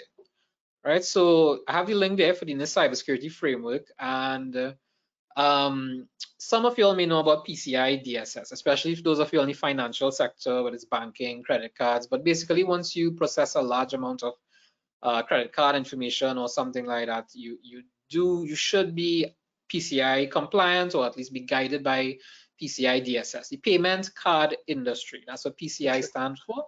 And this is their data security standard. So this was all done by Johnny. All of this on the compliance and stuff, all of this was done by Johnny. We're just saying it on his behalf. PCI has, Alex, is it 12 or is it 14 requirements? I think it's 12. I think it's, yeah, but they have different subcomponents of each one. Yeah, it's right? inside of it, yeah. Johnny is actually a PCI advisor, and he works with an international bank, and he also lectures for CFSI, and he works together with CFSI and Tier 10 Technologies, right? We are all pretty deep into what we do, right? So we have different requirements that Johnny, I'm really trying to keep a straight face here, Alex. Different requirements set out by Johnny with requirement 5, 6, 11, and 12. So if you were to download the guidance document, this is like maybe 100 pages long, but Johnny was kind enough to submit this for us for the webinar today, right? Requirement 5, protect all systems against malware and regularly update antivirus. Requirement 6, develop and maintain secure systems applications, right? Because this is where sometimes your biggest vulnerabilities might come from. Remember, as we saw in the 2023 threat actors, configurations and vulnerabilities, that was the number 1, right? Followed by credentials. 11, this is where your pen tests and vulnerability assessments would come in. Requirement 11, regularly test security systems. A lot of companies think that if you test once a year, you are safe. You're sorely mistaken. I do consultancies for a very, very, very large organization in the Caribbean where I do tests for them bi-monthly, right? Once every 2 months, and it looks like I might have to switch across to once a month now, right? So that's just the way things are going. This pen test and vulnerability assessment once a year is not cutting it. Which is why it might be wise for companies to start investing in staff, right? It's not just a cybersecurity person. It's now a department for larger companies in particular, not just 1 or 2 people. Please, for the love of God, not 8 to 4 at a desk, because I have still never heard of a ransomware attack occurring between the hours of 8 to 4, Monday to Friday. It always happens from 5 to 7 during night, on weekends, or something like that. On a Saturday in particular. Everybody comes back out on a Monday and it's like, dear God, all hell has broken loose. So for my people out there that think that you need to have IT and cybersecurity people there for you 8 to 4 in front of your face, that is not how it goes. Because then when things go down, guaranteed they have to come out in the evenings, the nights, the weekends, and deal with these things as well. Right? So invest in your cybersecurity people. For Trinidad and Tobago, we have that tax break, I guess, from the government, which is $500,000, which actually is not much, because if you pay 2 cybersecurity professionals, what about 12 to 15,000 TT a month, which is 2,000 US or less, that's the entire tax break right there, right? If you want to use it, smaller companies, I think it would benefit, right? If you want to choose, like, go ahead and get a firewall and servers and firewall protection, EDR, endpoint protection, response and protection. Please, for the love of God, companies, please invest in endpoint detection and response. That's one of the few things that could probably help you out real time, right? Some of them have a rollback feature as well, so that if you get infected, they could roll back your servers and stuff to maybe a month or something like that. So your critical infrastructure, please get EDR, endpoint detection and response, with a rollback feature. And then finally, we have 12, your policies. Maintain a policies that address information security for all personnel, encourages education, awareness among employees. Awareness is an important word. We have to have a cybersecurity culture. It's an awareness culture that we have to have now. All right, so to add to requirement, well, I would also talk about in terms of policies. You see a policy for change management. You see that particular one, and the reason I want to bring that up is because the question that was asked before about the older systems, change management procedures is one of the things that will help you, and policies will help you in analyzing what is the impact of changing all these things and replacing them, and if it makes sense to do it. Because a lot of times organizations say they're not going to change it, but they don't fully understand why they're going to change it, and then later on they realize, wait, we could have probably changed this out and be better off in the long run. So having that change management policy and procedure is a key thing. Mark brought an important point there, right? You've seen that he doesn't think the tax break applies to the salaries in particular. But no. Yeah, I was just making the comparison that for the $500,000 that you think, you could put out, that $500,000 might be good enough for an investment, because there's always this terrible fight between finance and IT. And sometimes you find that IT is being run by finance in particular, right? But it works hand in hand. It's not one or the other, and one controlling the other. Security is the biggest part of it, but you see where I would encourage companies to go ahead and get their quotations for your firewalls, your EDR, your centrally managed stuff. Cloud is not always a great thing in particular. So do your research, talk to the experts, talk to the consultants. All right, so we have a special ISO standard, and I'll leave this to Alex in particular to go through these two. Okay, no problem. So I think everyone at least has heard of the ISO 27000 family, because it's not just one, it's an entire family of frameworks and standards to refer to. So the baseline that everyone should be familiar with, the 27001, which is the information security management framework. But inside of there are different frameworks and standards that target particular industries and particular sectors and particular functions. So for example, I think it's 27005 refers to, or was it 13? One of them refers to telecommunications protection, another one refers to protection in vehicles, another one is a different thing that each of them speak to. There's that one that you could mention. There's an ISO standard. I mean, everybody could Google it on their own free time, but I think it's 3533. I believe it is. Just Google it whenever you get a chance. ISO 3533. I will just do a quick Google. Is it 35033 or 3533? Nope, I was right. 3533. That is the one to Google if you get a chance. Yeah, everybody search for ISO 3533. It's good. It's good to know they have standards for it. You'll be surprised how many standards are out there. So there's the 27701, which I think speaks to the data privacy and protection of personally identifiable information. And that's one of the things Johnny wanted to highlight, particularly with this particular one, because of the leakage of the information that's getting out there, is that particularly with the telecommunications that was hit recently. I mean, we had ID cards, we had signatures of some prominent people in society getting leaked out there. And we need to have some things in place to protect the information that these companies hold on us, right? So Shiva, if you want to go to the next slide. Sure.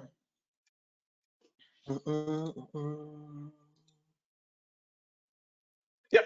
So the latest version of the ISO 27000 standard in general is 2022, if I remember correctly. And not all of them get updated at the same time, but this particular one I think is 2013 or 2015, one of them. Basically, this are the different things that it covers. You're looking at PII processing, right? How you handle and process personally identifiable information. You're talking about conducting risk assessments and mitigating risks of these different things. Protection controls and design as in default protections, not what you do after, like the baseline things you need to do before you even get up and running. About data breach notification procedures. Who is notified of these things? Your data communication.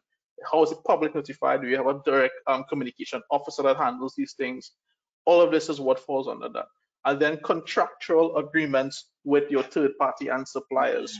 You would not believe how many compromises actually occurred, not because the organization themselves are not secure. It is the third parties that they work with are the ones who are actually insecure. And there was a recent, I can't remember the name of the organization now, and they were compromised. Was it Okta? Okta, yeah. I think it was them.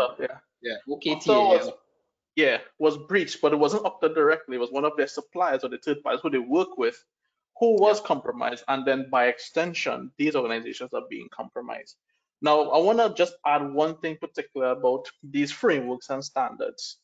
A lot of people use these things as compliance requirements. Compliance by no means is a sign of you being secure. Correct. By no means. Do not use it as a measuring stick to determine that you are secure. If you want an example, that same PCI standard, they require 7 characters for your password. And only letters and numbers. Only letters and numbers. Just to bring it into context, the same people that protect your credit card information, their requirement is that you minimally have your password requirement as letters and numbers, not even special requirements.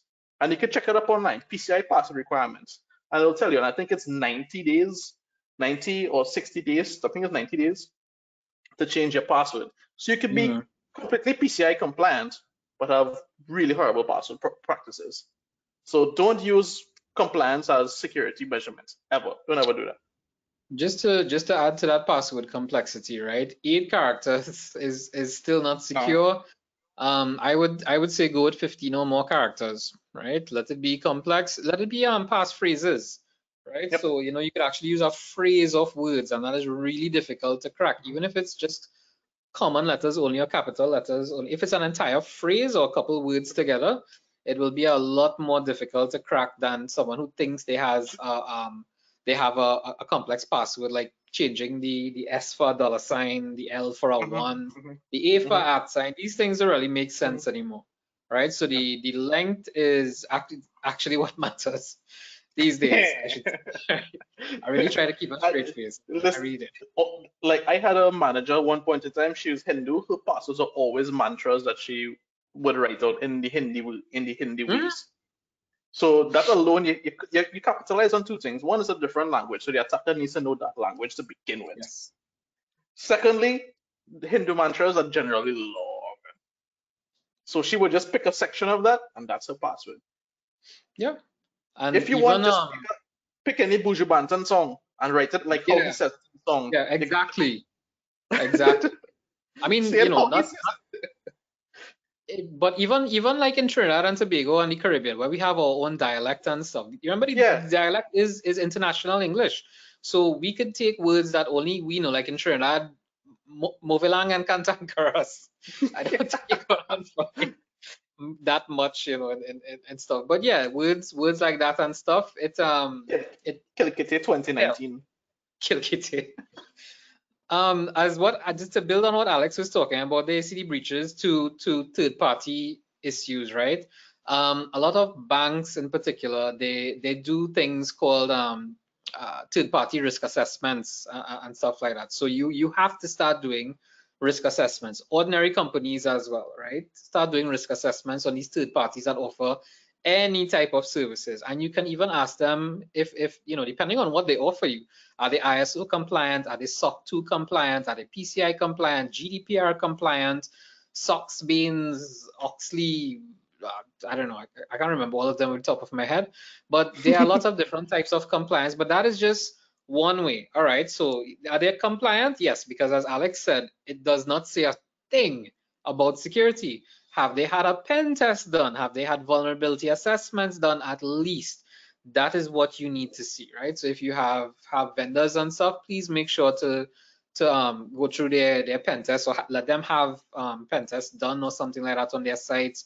if they are storing company information, right? Like let's say insurance companies and stuff. I had to do a webinar for the Trinidad and Tobago Insurance Institute, and I was trying to tell them, if they have third parties storing information of people, their names and their PII, their personally identifiable information, their health issues even, right? Because in this survey where you had 209 IT companies surveyed professionals surveyed in the US, right? 60% of them said that, they had third-party software vulnerabilities as well, right? So all of these things have to be considered because you are out there trying to secure your company and your organization, but the companies that you go with as well, all these third-party services, right? Whatever as a service, everything is as a service these days on cloud and what have you, because there's even ransomware as a service, right?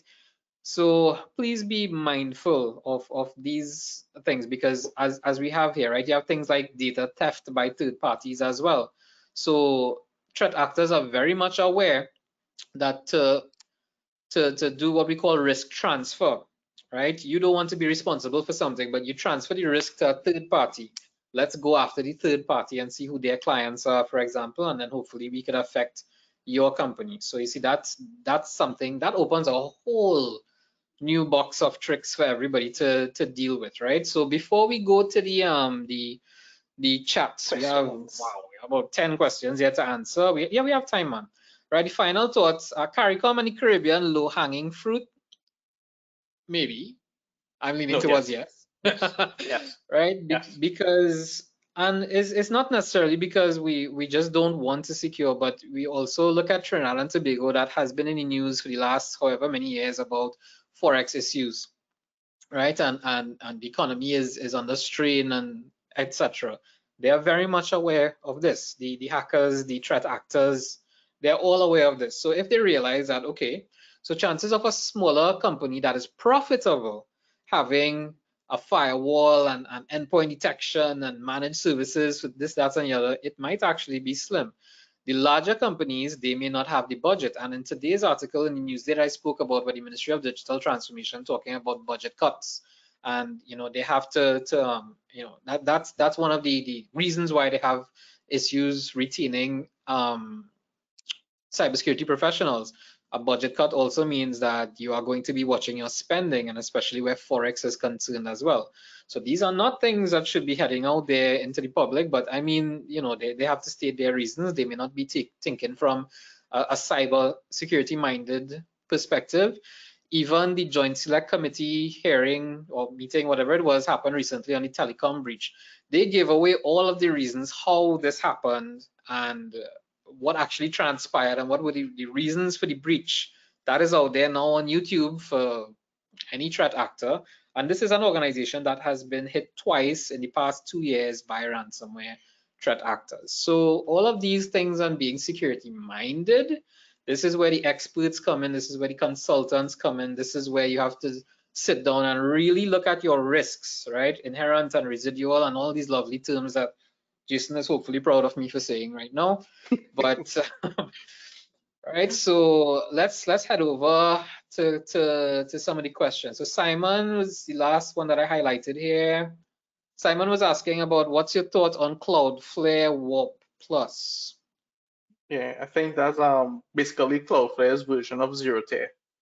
And Cloudflare had a pretty big breach recently. It was more of a misconfiguration on their side, honestly. Exactly.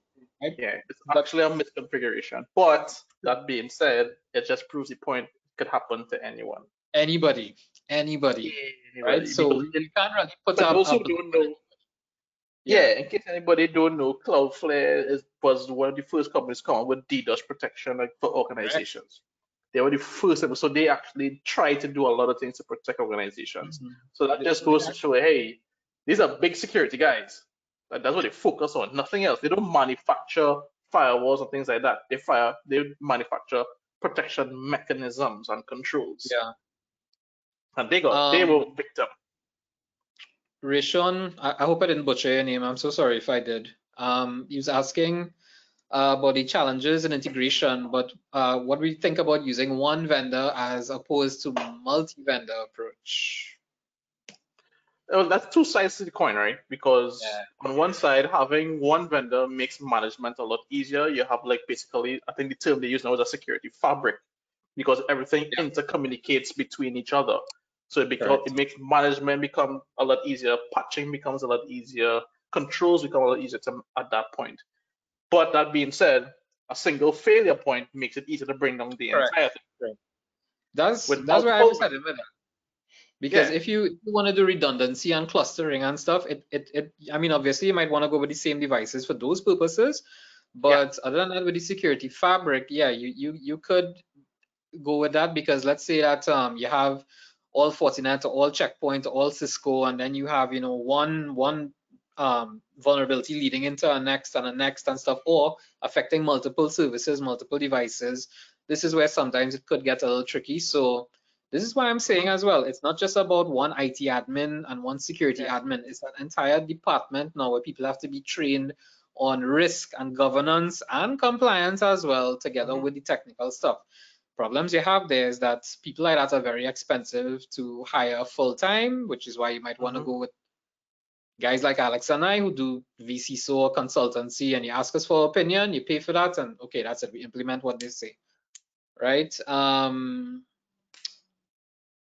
Yes, Melissa, it is being recorded. It will be uploaded to the YouTube channel. You could just look for CFSI CyberFence on YouTube, and you'll find the channel. And it should be out by, let's say, like if not Monday, by Tuesday for the latest. What else we have here? Right, Uh, Halcyon AI and AppGuard anti-ransomware. Yeah, you have some pretty good tools out there. Even ransom free. You have a lot of extremely good tools out there, but you also have to remember that these are companies all right, that's Bindi saying hello to Alex in particular. She loves Alex. But the problem that you have is a lot of these companies, they have millions of dollars at their disposal to find zero-day exploits, create zero-day exploits, and buy zero-day exploits. it Almost every exploits. week when I head out into dark web forums, I am seeing zero-day exploits being sold for Microsoft and everything under the sun, not just Microsoft, right? From anywhere from like 20,000 US to 100,000 US. And they would usually specify that they would just sell to one person. That person or organization, they could do what they want with it after that. So if one threat actor, whether it be a advanced persistent threat actor, country that is interested in being a threat to others, right?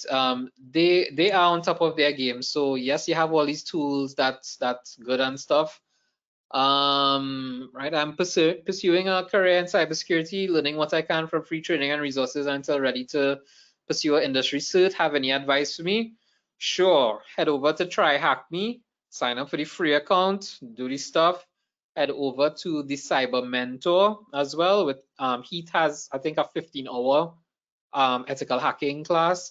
The ISC squared, which we have a Caribbean ISC chapter now under the great Anthony Payson, great guy. You could sign up with ISC squared. They have a free certification. Exam is free as well. The training and the exam is free. So you have a lot of options. Even Mhm. CISA as well, the Cybersecurity Infrastructure Security Agency or whatever of the US, they have free training. You have a lot of really good stuff. Even Professor Messer, if you head over to professormesser.com, he has the A+, Net Plus, and Security Plus all on Mhm. video for free. That's where I started.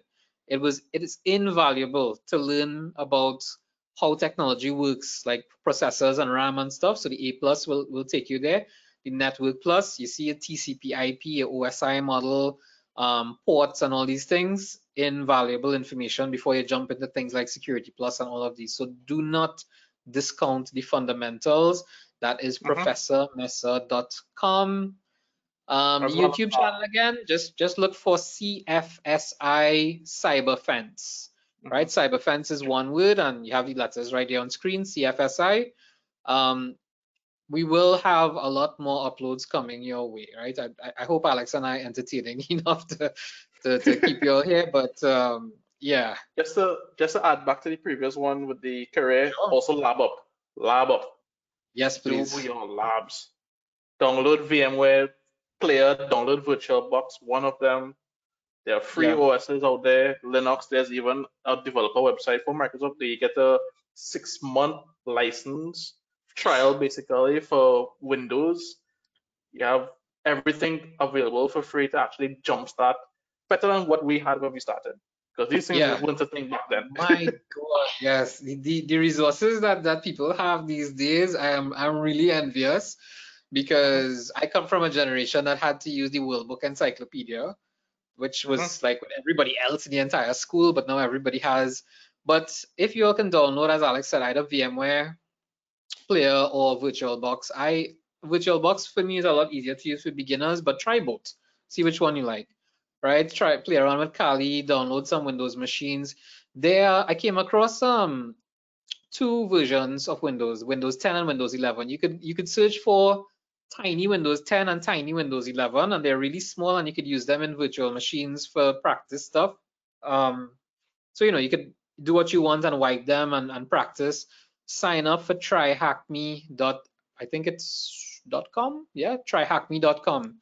They have a lot of different levels for beginners and stuff. We have one of our favorite resident students, Anishka. Anishka is the champion of TryHackMe in Trinidad. I would say she's always on TryHackMe, accomplished in different rooms and stuff. Anishka Mohan, I'm not sure if she's out there, but hi if you are, Nishki. I think she's top 1%.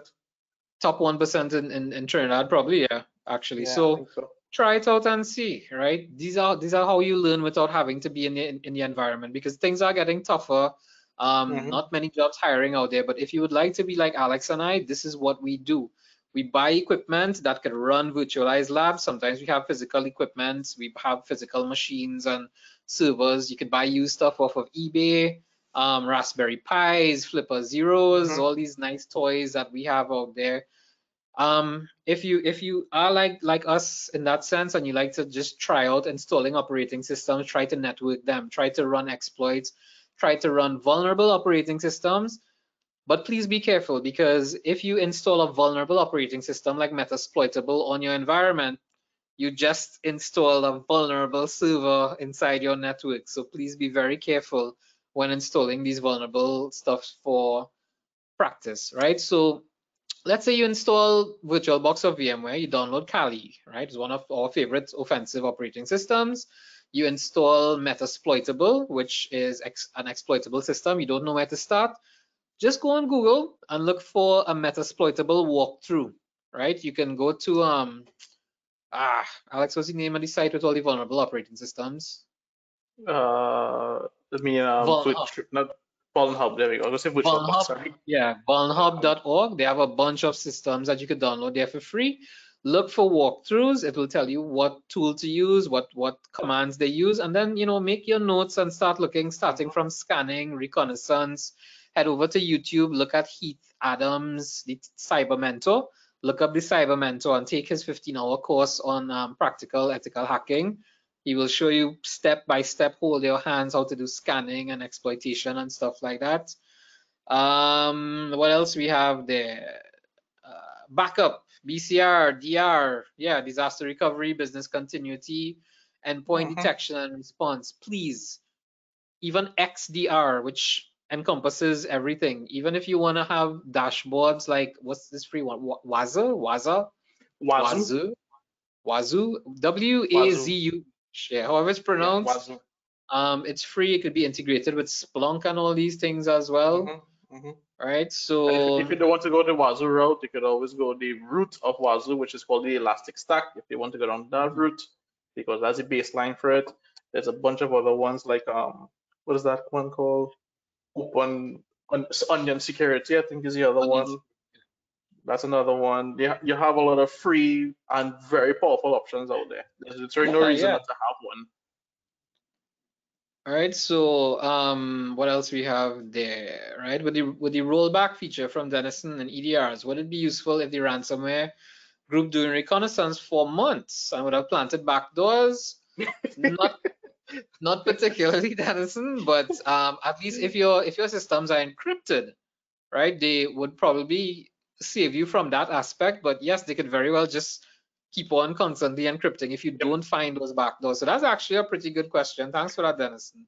Right. So one of the first things I always recommend to victims is, even though they recovered and they're back to normal operation, do a scan to determine if there's anything out of the ordinary happening, because Yeah. you never know when these guys plan to backdoor. You never know. Vulnerability assessments internally, they don't have to be expensive. They don't have to be like $10,000 and $100,000 and stuff. If you work it out with a consultant or guys like Alex and I who are smaller companies, it works out really cheap sometimes if you want continuous scanning for the year as well.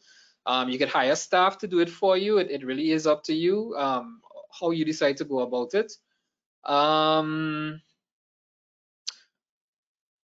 Why do they need to hold that much information on us in the first place? Most of it isn't relevant to the business you need to conduct with them. Yeah. Honestly, it's up to Again, them what they decide to hold.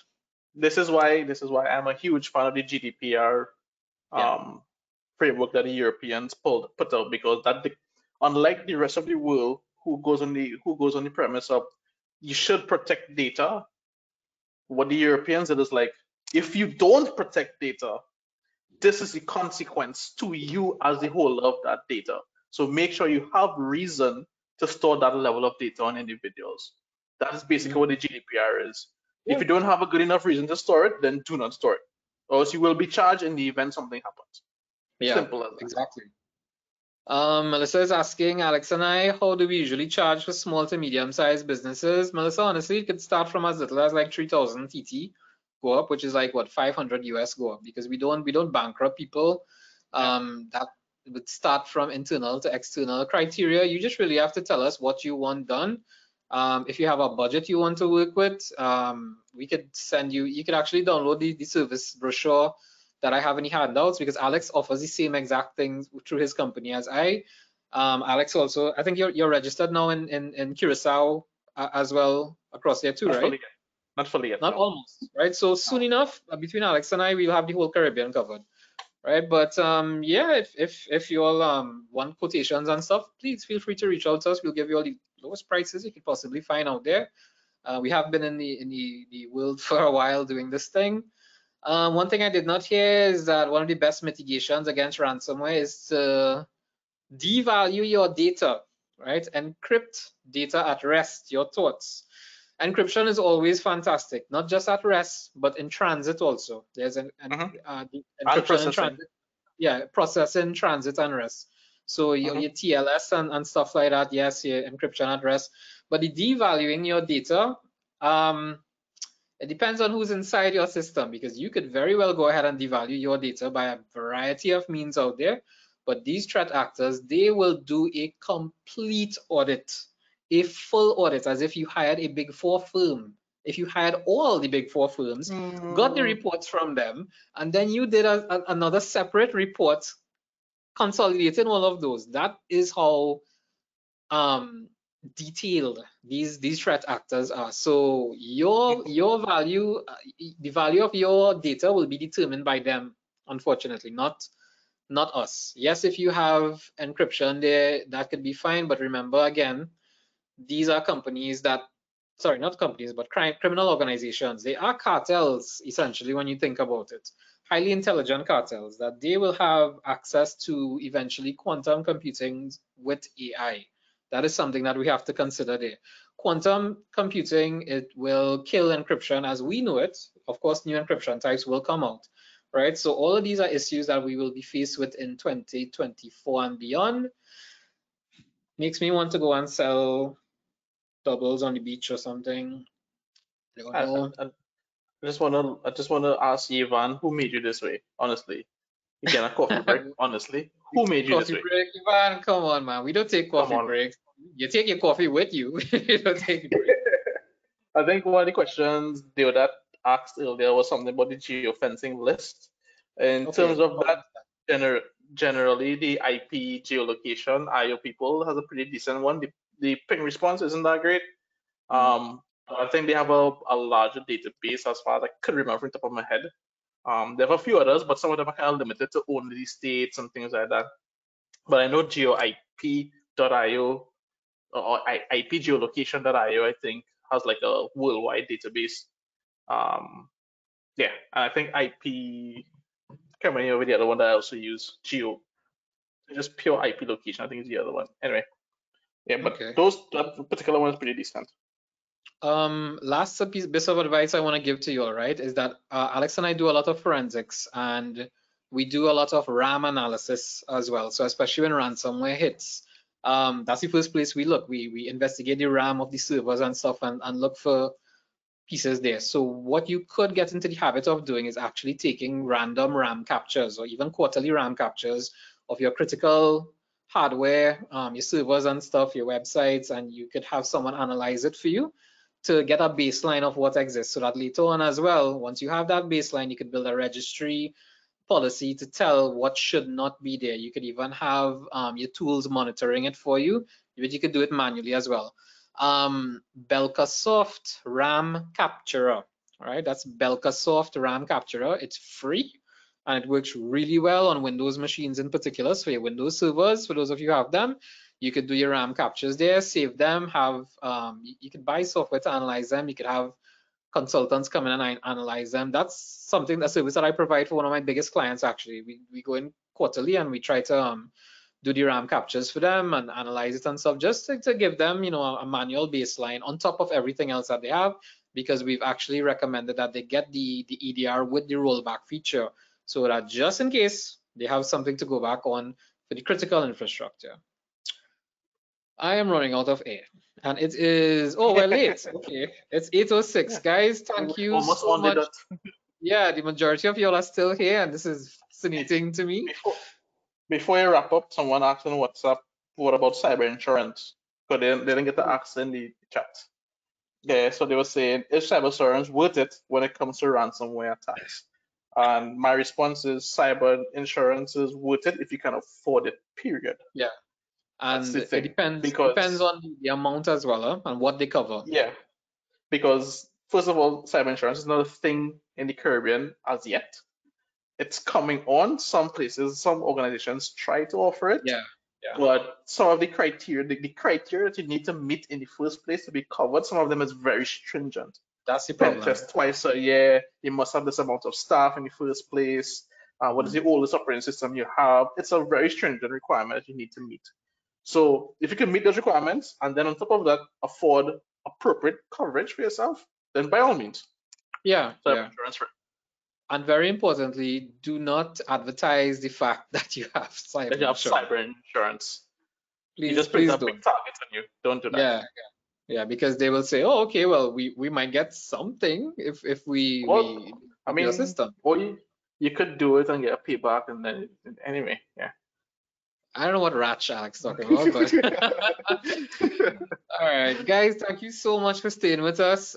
It's always a pleasure for us to present. We will hopefully be back with you all in a couple of weeks once I have the time to prepare and Alex has the time. We would really love to do one on information stealers, go deeper into Lockbit, show you all the dangers out there, stuff with the dark web. But we will do the security awareness training open to the public. I think for that, we could have up to 500 persons joining that. But as usual, it will be uploaded to YouTube. Everyone who is here in about an hour or two maximum a day, you should actually be getting a free certificate for the webinar in case you need to submit like some CPE hours. What's the criteria? There's no criteria. You just sign up for it and join, and hope we don't scare you. Hold on. A bottle of absinthe would be appreciated. Alex appreciates absinthe. It turned one of our friends into Morgan Freeman, but that's a story for a different day. Rashid, thank you so much. We enjoyed presented, guys. Thanks so much for joining us. Any questions, please feel free to reach out to us at any point in time. On LinkedIn, you have our contact information, right? You can take a picture of this screen if you want, or you have these slides. You can download everything. I will put a link again to the slides when I upload the video by Monday or Tuesday. Feel free to reach out to Alex and I. You could contact us on any of those platforms, emails, right? And it really was a pleasure presenting to you all today. So thanks everybody, and it's been fun. We'll do it again soon. All right, so take care, trust nothing, and we'll see you all soon. Monitor everybody. Take care, guys.